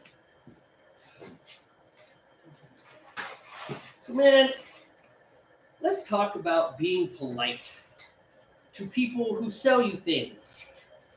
And, like, just being good to them. The other day, I was working, these folks came in, they had a problem with their car, the car wouldn't start. Right? And then they had a different problem with their car, which was unrelated to the starting. And I spent about an hour testing their batteries, doing this, doing that, diagnosing what was wrong with this car. And finally, we had it figured out, and I didn't have the part. And I was going to order it for them. And they decided, and so the starting problem was one thing, and this other problem was another thing. So we solved the other problem, but I didn't have the part. They decided to buy it somewhere else in town after I put that much work into it. Wow. Okay. Because it was in stock. Now, I get it's in stock, but the idea is the part that they bought that was in stock didn't fix the problem of the car not starting. In fact, the car still hasn't started. That was really BS. I was actually quite cranky. I said bad things. I mean, I say bad things anyways because I'm an ex-sailor too. But point being is I purposefully said bad things. Because that was really uncool, man. You should never do that. That's like me and you going down to Northwest Brewers Supply, having a big long conversation with Ben and Trevor, and then ordering all our supplies on Amazon. Right. It's just BS. You don't do that. You know, if you use a person for their knowledge, give it back to them. Buy it from them. Sure. Polite. In a way, you know, actually, I watched a, it was a video, it was a video. But it wasn't like an exciting video or anything. It was just one person talking. And they were talking and they told a story about a woman who walked into a camera store and spent a lot of time talking with the salesman who was quite knowledgeable about cameras, this, that, and the other. And then at the end of it, asked him if he knew a place that she could buy it online. It's like, you know what? Really? It's like chivalry be damned. It's like, come here, lady. Bam. You deserve to get popped. Holy crap. And he said, that is stealing. Stealing? Think about it. That is stealing. You have stolen an hour of that person's time. Oh, snap. Whoa, whoa, whoa, you big steed. Whoa, you big steed. Back to pot cam. Got exciting. This happens. Whew, I'm glad there was a little headspace in my pot. Yeah. Calm down. It's okay. Shh. You're getting strong. That's okay. Yeah, let me get this under control before we do that, though.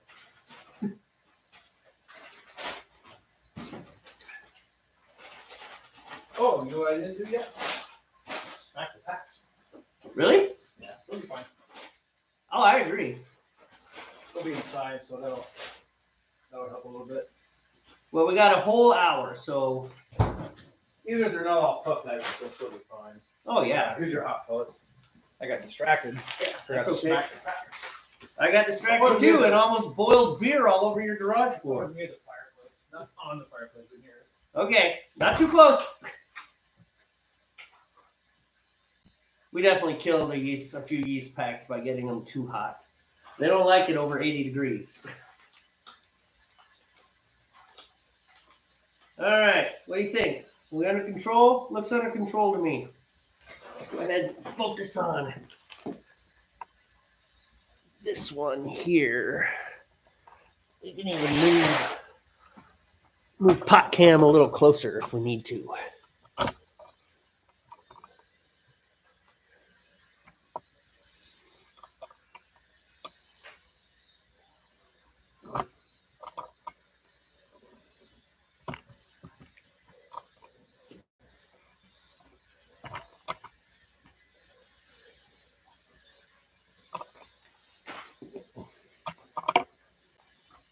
So neat. Have we mentioned that we really need a production crew? I think I've mentioned this before. I need a production crew.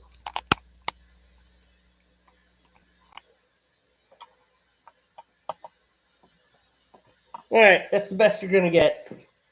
I think we've established a pretty good rolling boil there. Everything's under control. So now we'll put in, right here, Yakima Chief. East Kent Golding hops. I'm going to put 2 of these in. And then we will start the timer.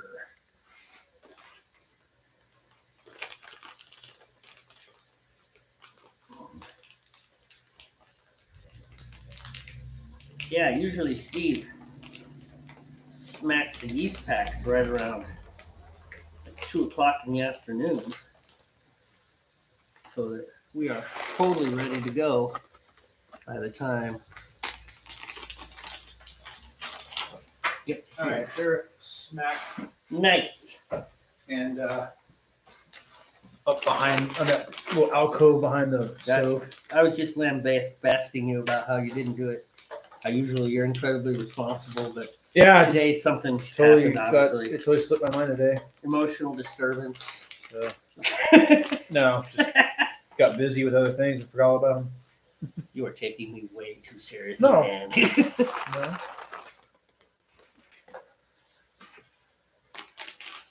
All right. I think if I was taking you seriously, I would be annoyed.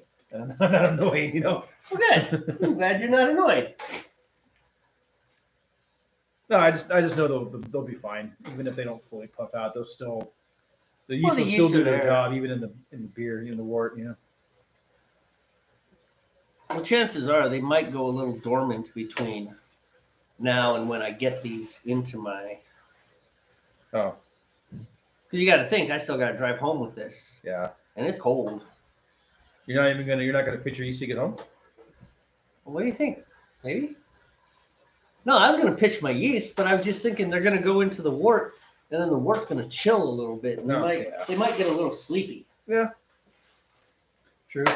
Mine are like a range of 65 to 72 for my yeast fermenting. So for fermentation. I need to warm up my house will be fine with that. So I need to warm up my kegerator then. Oh yeah. I got it set at 64. I'm not sure what's on your yeast. Might have to look at the. It's not the same? I don't think so. Yeast strains. Oh, that's right. Different. Because I bought the last 1028. That's why you got the other one. Right. I'm just substitute. Right. I'll take a peek real quick. Okay.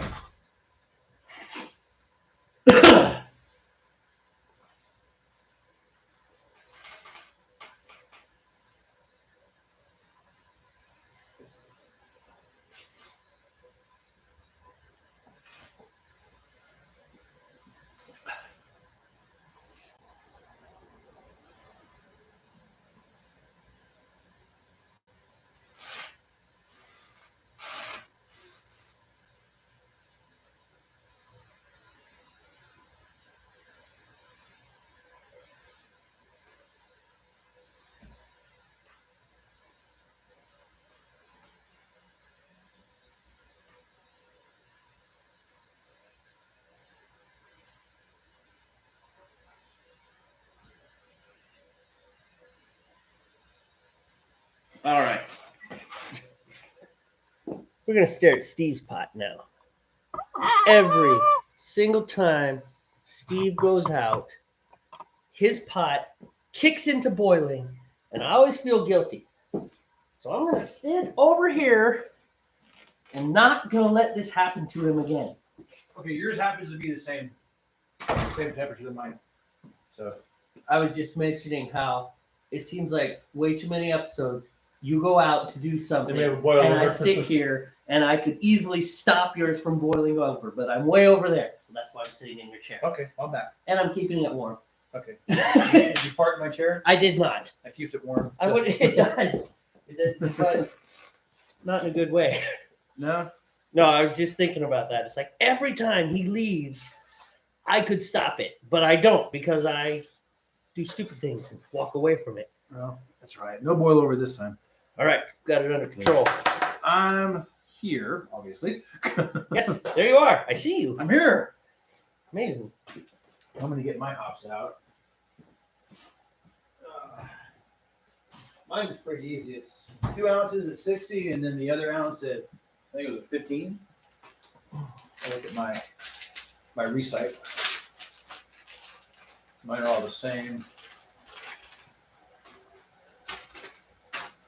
All right, go there. I forgot to set my timer. How long do you think it's been boiling? 10 minutes? 5. Maybe, yeah. I think it's a lot closer to 5 because I got it stabilized and then, yeah. All right, 55 minutes. Okay, so we have no idea how this beer is going to turn out. I have a feeling it'll be okay. It's all right.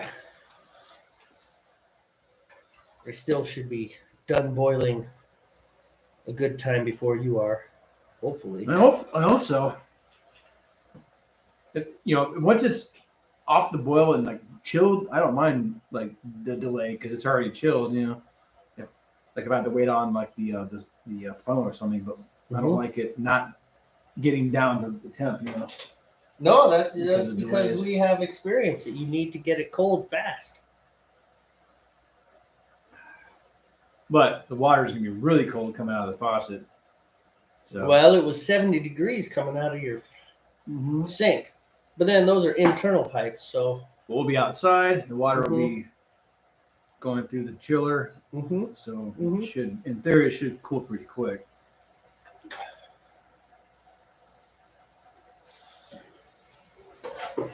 All right, you do your thing. Monitor that. You're at your boil, right? Yeah. Yeah. Where you want it to be. Yeah, it is sitting really good. I'm very foamy at mine still. That's right. It'll stop. Feel free to close this after I go out. Actually, you know what? I meant to grab my coat. It is. It's a little chilly.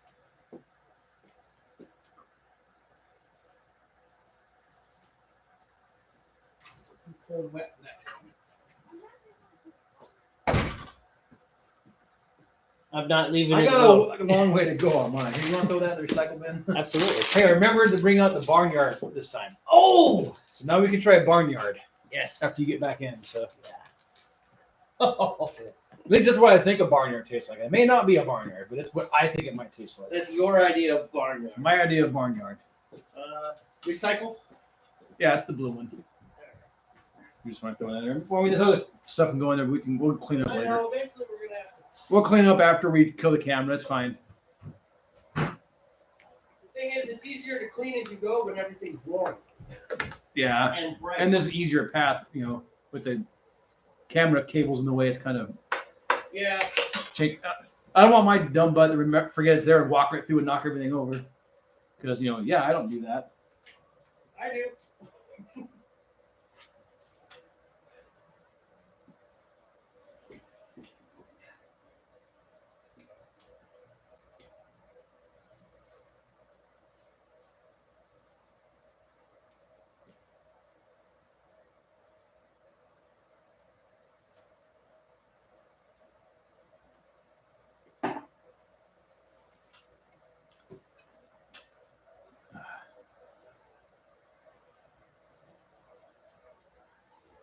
Here, I'll grab the monitor there for a second. Nathan might be floating about his house or something. He hasn't said anything in a while. No, that's cool. Got things to do. Yeah, last thing he talked about was that like 10.7 beer. Oh, excuse me.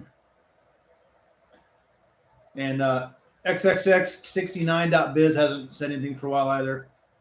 I guess she doesn't love us after all. Find your love in U City. I'm hurt, man. I was excited. I was like, finally, someone who sees me to the value that I am. Find your love in you city. Yeah. Don't be judgmental.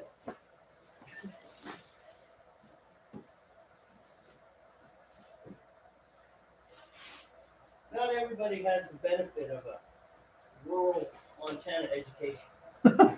I guess not. I mean, me from Texas, I'm surprised I can read, man.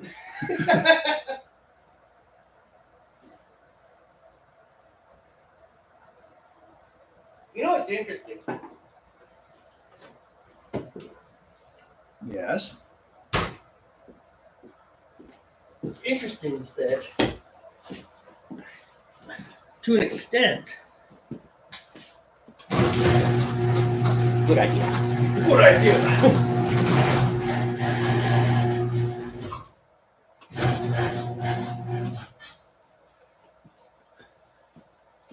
Yeah, like my boil kind of. Better to go lower than to boil over. Yeah, boiling over is a mess. Don't want to deal with the boil over. We still have evidence of the boil overs in the past, and I haven't cleaned up the floor. Well, you don't want to now. You'll get a skating rink in here. Oh yeah, no, I'll mop it once the spring comes around. It's not that big a deal. No, just what's kind of interesting is that, you know, rural schools definitely have some disadvantages. They might not have the fancy technology, and they don't have a lot of extra programs. You know, like here, they got a robotics shop, and they got. Oh yeah, it's all that STEM stuff that's going on now. When we went to high school, it wasn't like that, man. Nope. It was like automotive and wood shop. That was about it. That's what you got. But, you know, despite that, there are some areas that I think rural schools, because they move less quickly, you know, they're more smaller size classrooms. The students get probably a little bit better attention. Well, and they're more conservative, and I don't mean that in a political way. No, I do. But and what I mean is they don't grab onto the new hotness, you know. So like when I went through school, it was really, I hate to say it, old school, no pun intended. Right. But it was things like sentence diagramming, learning the parts of speech, what's an adjective, what's an adverb, all this. And I think that gave me, well, I know it gave me an advantage. I went to German class, and finally my teacher said, you can't play in the games anymore. Because, you know, he's like, he threw out a German noun. I'd be like, that's a noun. This is how it's used. He's like, okay, you can go today. After 4 times, he's like, you don't get to go. You can't play anymore. At this point, you're skipping class. I'm not skipping class. I'm just winning. So, but it did. It served. You know, it served me well because they really they focused on core things type deal. I saw a meme the other day that was talking about, it was actually talking about stuff like that, like calculus and algebra. It says, stop teaching this, teach me how to do my taxes. And I thought about it, and I understand the point there, right? It's like high-level calculus. I have not used high-level calculus. Now, I use algebra every day. Yeah. And I use geometry a lot because I build things, you know, at my house, and I actually use geometry. Well, calculus is for the types that are definitely destined to go to college. They're going to have requirements for calculus, whether they're doing engineering or some kind of scientific or whatever degree, you know. But yeah, I agree. My high school had different tracks. There was a higher learning track in a sense, which didn't have calculus in it, but it had like algebra 2, pre-calculus, that kind of stuff. It was a college prep program. Then there was the vocational side where it was more practical and applicable stuff like taxes and money and checking and all that. And then, you know, he took like algebra, took geometry, and then he took like consumer math or something is what it was called, you know. It was like it just prepped you more for vocational work, more like blue collar work than it did college level work, you know. Right. That was back in the 90s, early 90s, so I don't know what it's like now. You know, and even then, El Paso, you know, my original school, Townsend, Montana, I mean, the graduating class, I didn't graduate from Townsend, but still the graduating class was 88 kids. Oh, yeah. You know, I mean, El Paso was much bigger than Townsend even then. Yeah, easily. So we didn't have tracks. Yeah, there's like 7 or 8 high schools in El Paso when I was there. I don't know how many there are now. There's probably more now. Yeah. I think the population is over 1 million now. Point being, though, is that, on the one hand, it's like, boil. well, actually, you're doing well because by not boiling, I know. It's actually giving us that window. I'm 15 minutes ahead of you. So no, we're good now. Yeah, we're good. We're gonna be okay. I just thought it was really strange. I'm like, why are we putting our malts at the same time? That is, I don't know why that happened. Something Maybe delayed. And I did not jump, but at the same time, it was like, I didn't stall. Oh, there we go. Oh, let's see if Steve boils his over. He likes to do that. Nope.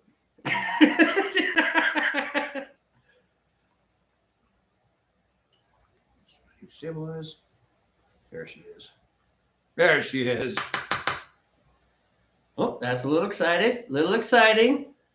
That's more roiling than rolling.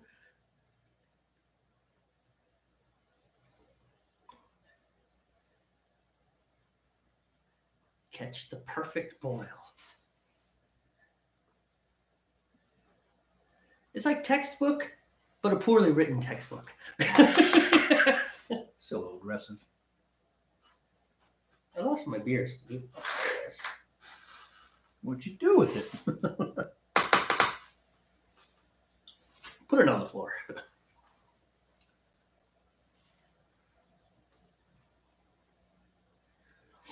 One thing I don't know. You remember that one video we watched? That narrows it down. It does. It does. It was the marshmallow coconut stout. We watched that. We watched the video. Oh, I think so. Yeah. So, anyways, one thing I noticed in that video is that guy did, and that's what I started doing, is he really got his boil under control really firmly before he added his hops. Right. Makes sense because a lot of times the hops tend to make it boil over too. Yeah, it does. You add something to it, and it's not just hops. If you've ever worked with just cooking on the stove, you got something boiling, you add something to it, suddenly gets all excited all at once. Lots to get all excited on you. It's all this excitement. What's going on here? All right. Northern Brewer. So what are you putting in? You're going Northern Brewer, huh? That's what was on the recipe. I didn't choose that. Can I see the package? 2 ounces of Northern Brewer. All right. Let's see. And then 1 ounce of Northern Brewer again at the 15-minute remaining. Spicy with hints of woods and wild fruit. You got that book on hops. Maybe I should get into it sometime and kind of study up a little bit. Maybe I should have done the Savro hops along with the coconut. It's like, great. You made a Russian Imperial Pina Colada beer.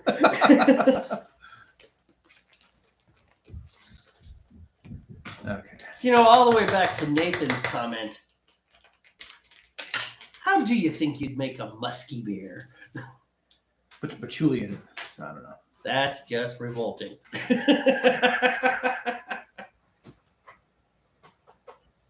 Hello? So do you want?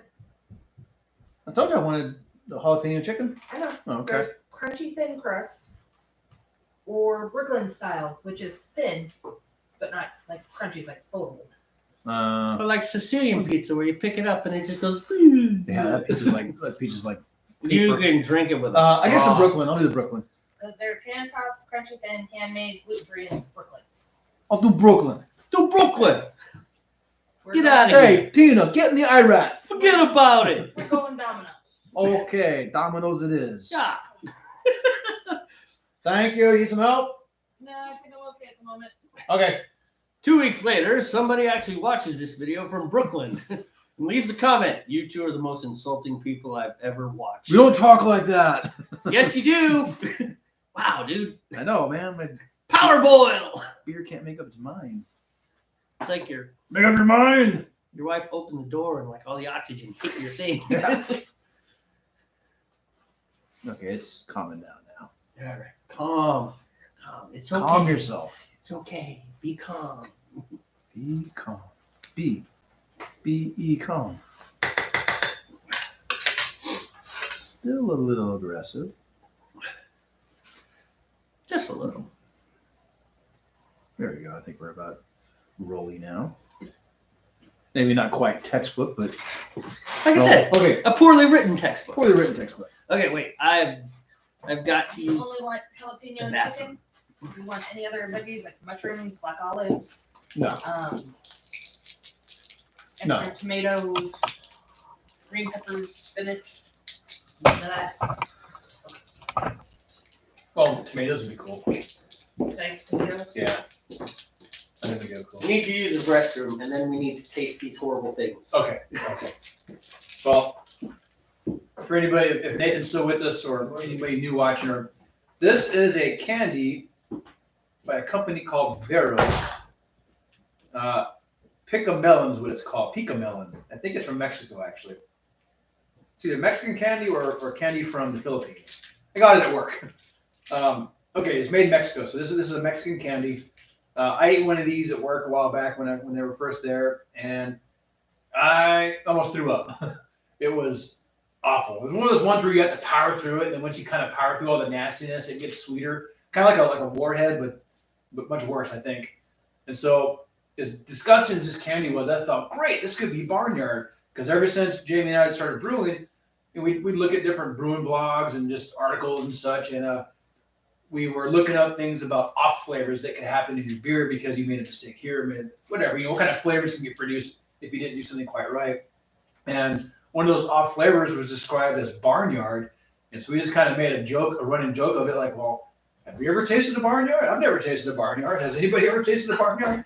So we ran with it. Well, I think I found Barnyard in this candy. And so I've actually had this for like over 2 months. We keep forgetting about it. But here we are now, live on YouTube. We're going to taste Barnyard. At least what I imagine Barnyard tastes like. Okay, let me open this up here. So yeah, this is Mexican candy. I was explaining, it's kind of like a warhead where you got to power through the nastiness before you can get to the sweeter parts, you know. Mine is kind of gooey. It's got gooey. It's got some texture to it as well. So before we do this, I got to tell you, my hands are really cold. Yeah. Yeah, going to the bathroom was quite the experience. You're like, oh! You go touch. It's like, all right, you ready? Let's do this. To the barnyard. To the barnyard. All right. By the way, if you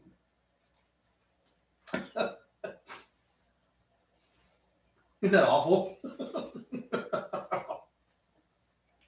Gets worse too. Frick, it's better.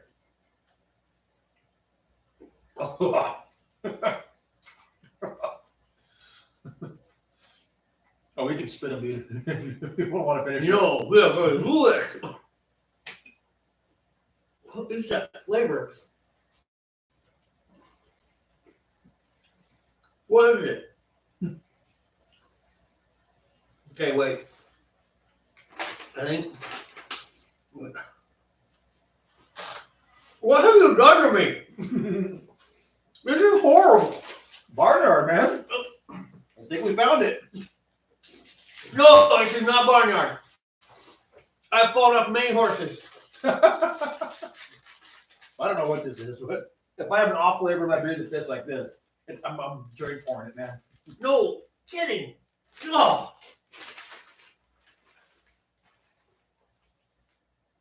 Okay, wait. Whatever that horror was is starting to fade. Yep. Now you're gonna get to the sweet part. Kind of chewy.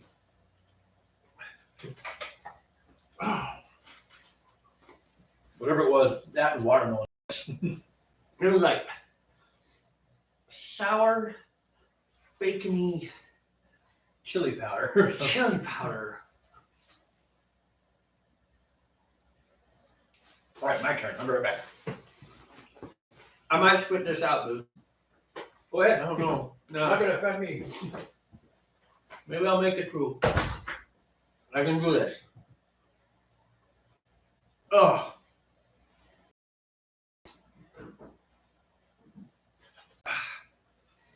Wow, that was horrible. That was truly, truly horrible.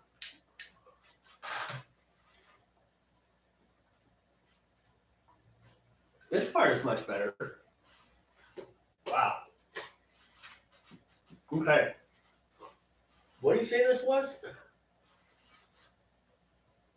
Can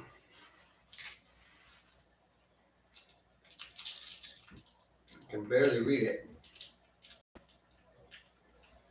pica melon by Pero.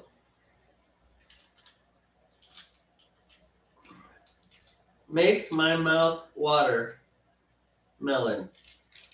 Seriously, it's horrible.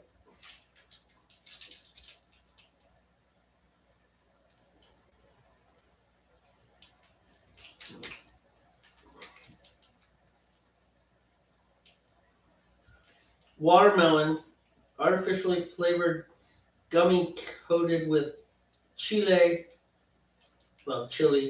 and sugar.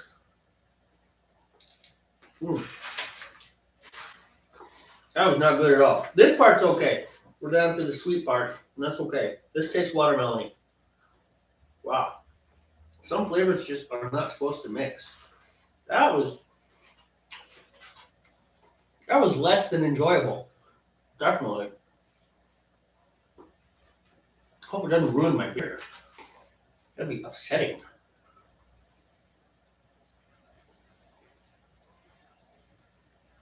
Okay. It's not bad now. We're over the worst of it. Wow. You know, I'm all for cultural experiences. I ate squid intestines once. I was in Japan. It was a thing. It took me a while to... Actually, I was just satisfied to know that whatever that thing was that I ate was no good. But my friend Lynn, because I tricked her into eating them too.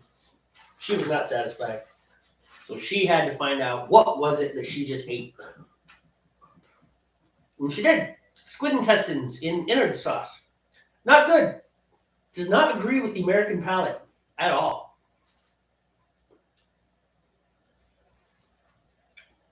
These Russian stouts are going to be much better.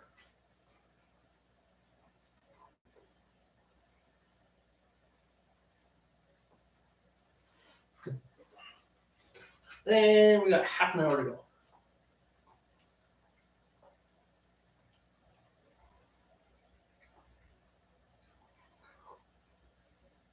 So actually, with that in mind, we're going to go ahead and put you back on pot cam so you can watch the pots as you come in and out. And we got to do things like rinse carboys and do all that fun stuff. Same stuff we do every broadcast. It's just that when we're out at my house, for whatever reason, it works easier to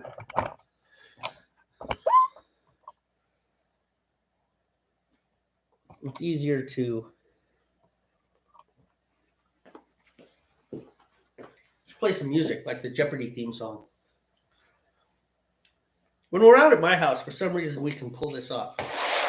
But when we're at Steve's, it's just because of where everything is located. So, enjoy the pot cam. In and out. I'm going to rinse out my carboy.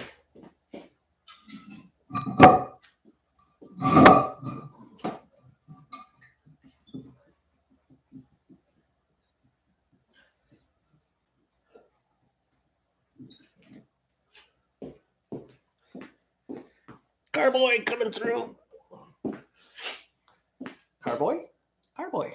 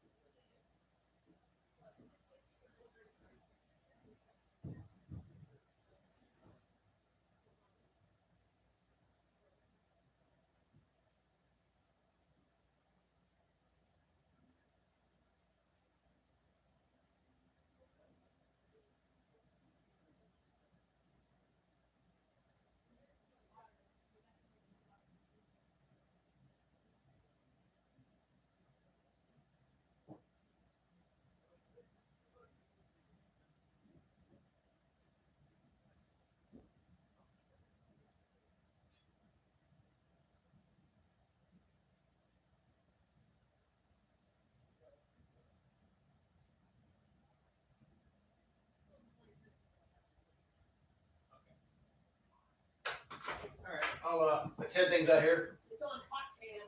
Okay. So yeah, if you just want to.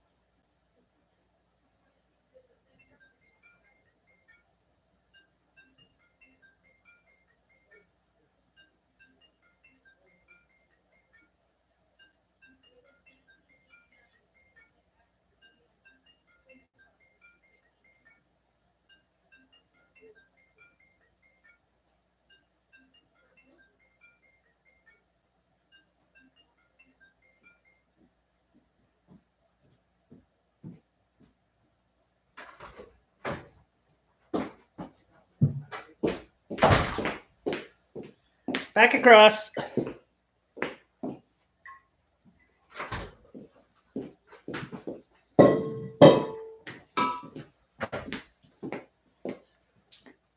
All right. I still have 46 minutes on mine. See, we're good. We're good. 27 minutes. I got 7 minutes to put 2 gallons of water in. There's 2 gallons of water sitting out on the porch, on the swing. Is that yours? That's for anybody. Oh, I just need a gallon jug. I just put it out. I just put them out there. That way they were cold. They were really outside. No, that works well. Take I was the just- tomatoes off the pizza. Chip it down to 77 from 79. Yeah, kill the paint. Kill the tomatoes in. Kill the Like- paint. The buck. Kill the tomatoes. Go ahead and go with the medium. Okay. And the medium thin, which will bring it down even closer to 70. Yeah, it's 77. That's just taking it. That's staying at the thin crust. Oh, The okay. medium. Yeah. That's just taking tomatoes off. So yeah, the two toppings. We'll just put the 2 toppings in.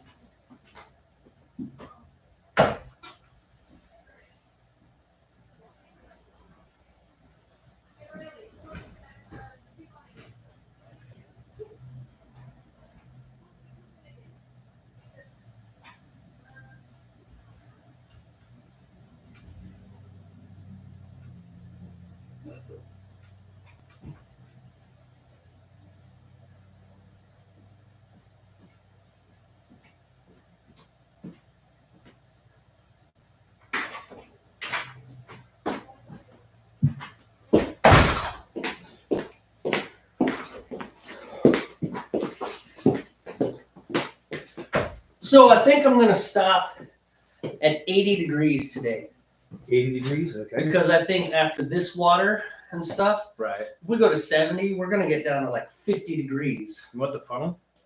No, not for this. Okay. I should be able to do this.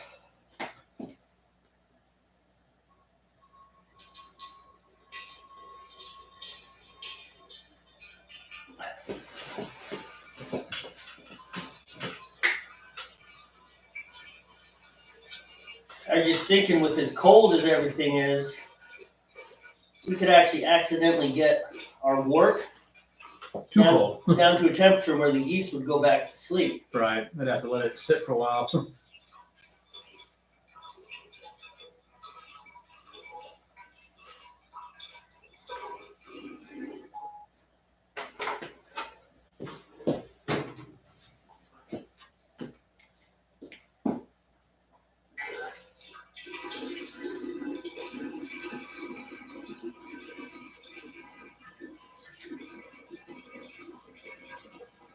What are you chuckling about? I hear you chuckling. Oh, just the delay that's on our system there between the live and what I'm seeing on the iPad. You know, it's really interesting. If you were to fire up your phone and watch it on your phone, it would be a different lag. Yeah. I'm gonna fill these up with water and put them back out on the porch. Okay. Actually, I'm just gonna bring them out here. It's as cold in here as it is on your porch. Yeah. Oh, too much oil. There we go.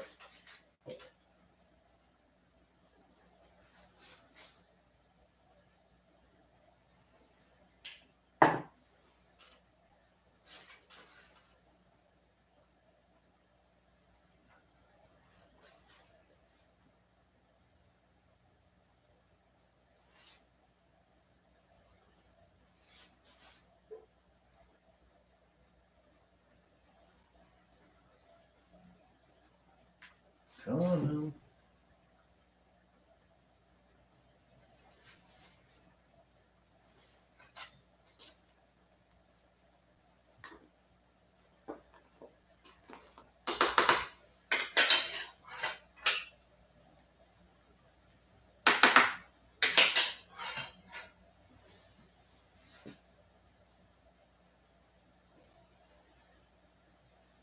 There we go.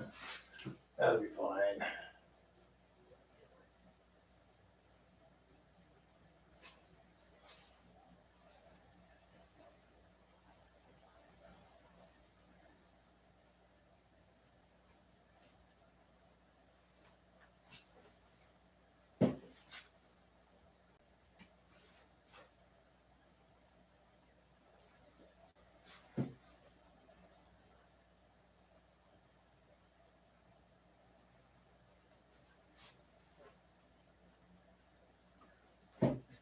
There's no happy medium, is there?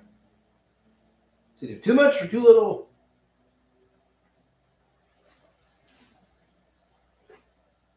Did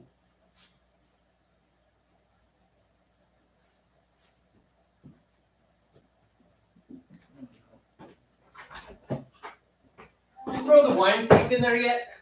Oh no, I kept forgetting about that. Oh. It's in the blue bin right here.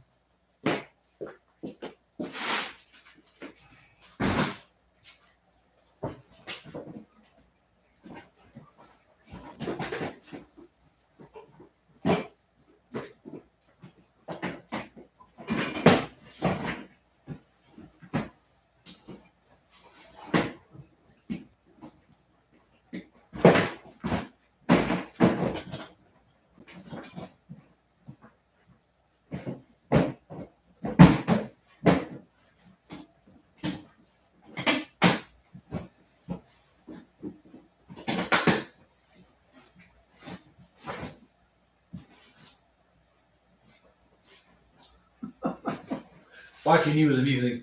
Dealing with that thing. Shut up, man. I will beat this thing.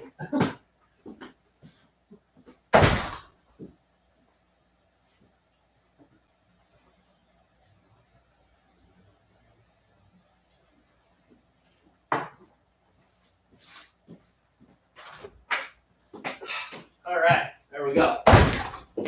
All right. So the strainer is in the other bucket with the Chiller? chiller. Cool beans. Oh. Put my hands down here. I know, right? Actually, that's not too bad. Just trying to get my boil to stabilize. Like Really? I wanted it just a little bit more, and then it's like too much, too little, too much, too little, too much. Ah, can't find that happy medium. No, I think I'm okay though. I'm just gonna leave it alone, man. Digital gas controller. Yeah, right. I'm just gonna leave it where it is right now. Just for a minute. Yeah, I didn't finish that little piece of candy. I spit it out. Spit it out? It's just like Well, I didn't want to interfere with the beer as we continue drinking beer. Well, I finished mine, and it did interfere with the beer, so that's probably a good idea. This is good beer, though. Yeah, came out pretty good. I wouldn't say it's amazing, but it came out good, drinkable, enjoyable at least. So, is this the Oktoberfest? Yeah. Okay. That's the Oktoberfest. Yeah. I don't know. It just seems. I'm just trying to think. I mean, you got Bocks and then lagers. I mean, it just doesn't seem like there's a lot of amazing lagers out there. Maybe that's just my taste. Pilsner Urquell. No, I'm joking. I don't know. I don't know. Wendy found one from Czechoslovakia that she absolutely loves. Of course, we have to drive all the way to England to get it because I can't find a clone. Oh. I can't, but I've looked. See, now it's too soft. Do you know how hard it is to drive to England? Yeah, it might be kind of difficult. Special James Bond car. Yeah. My submarine car. It's gonna take us 3 weeks to get there, but we'll get there. I hate this part of the trip. There's no radio stations. Should have got the radio, the Sirius radio. Could have downloaded a podcast, but no, had to go soon, had to leave.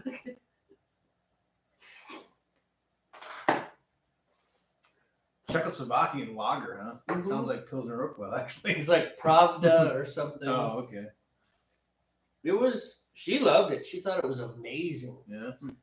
I thought it was good, but I just think ales are more interesting. They're just more interesting. There's more varieties on the ales. I mean, stouts and porters and IPAs and hazy IPAs, New England IPAs, ambers. And Do you have any hash? A little bit, like. Do you have a 5? No, I have a 10. all those things. All the things. I was trying to do a tip. Cash. It is actually cold in this garage. It is cold in this garage. They're buying pizza, and it's cold in this garage. I mean, obviously not deathly cold. I'm wearing a sweatshirt, and I'm not about to change. I'm sitting on my coat, which I could put on. It's bulky. I don't like bulky. You break a 10? You have cash? Oh, now they're expecting me to pay for dinner. Oh, you're breaking a 10. I'm kidding. Big difference. I might have some ones in my truck. If you can't, it's fine. I'm not sweating it. I cannot break a 10, but I can give you 5. Is 5 what we're after? Well, yeah, I was gonna Take the 5. Take the 5. just for the tip. I don't need your sympathy. I make money too, man. I might have 5 in the truck. I'll see if I do. I'll Don't get worry back to you. about If you don't, you don't. Don't worry about it. All right. Thanks, man.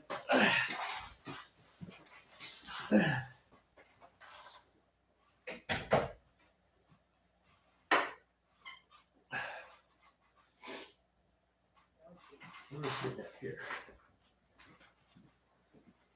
We're almost at a point where we're probably gonna wind down the video. As soon as the camera's off, I'll hit the button on your clothes. They're already in the drive. So, and if Ryan, somebody wanted to do laundry, they can start doing laundry here and then here in a little bit. Yep. Old movies. Yeah, I'm sorry. I should have put them. Oh, no, I the just- blue bin that I almost dropped 7 times trying to. No, those are supposed to go with me when I went to the transfer station to give to the little thrift shop side, but I forgot all about them. Gotcha. Actually, so that comment actually is a good idea. What's that? Time to done. Oh, okay. Nathan has obviously done. He's He's probably he's still here technically, but Nice. He's got his own things to do, I'm sure. I am not offended by this. I think it's cool that he logs in and at least participates in the first part of it. It's really the time difference as well. You know, he's 3 hours ahead of us. Oh so. yeah, man. What time? What So time he's- is it? It's 6. So it's 9 o'clock out there. Yeah. Yeah. All right. Yeah. Hey, anyways, if you watch this part, you're an amazing soul, or you have no life, or you're stoned and you're just eating Doritos staring at this. Because let's be honest, the last half hour has not been riveting No. or even interesting. You were on PotCam, which was literally watching the liquid boil. Yes, you were watching liquid boil. And if you watched all of that, Wow. good on you. You're a better man or woman than I. All right. We're the Northwest Brewmeisters. We do this every 2 weeks, except for November because it was just a jacked month. And we will be back in 2 weeks. We will be back in 2 weeks. We got to look at the calendar and see where Christmas and New Year's fall on. I already on did. brew days. It's New Year's is a brew day. You know, I saw that actually. I was like, huh, okay. Brewing with a hangover. Right. All right. This is. Oh, Jesus hurts. Okay. I don't even want to make this. She says, I don't want to. Do it. Make the beer. Make the beer. Hair of the dog, man. It's like you shaved the whole dog and shoved it in my mouth. Yeah, I did see that New Year's Day was a brew day. I was like, this should be interesting. And Christmas is not.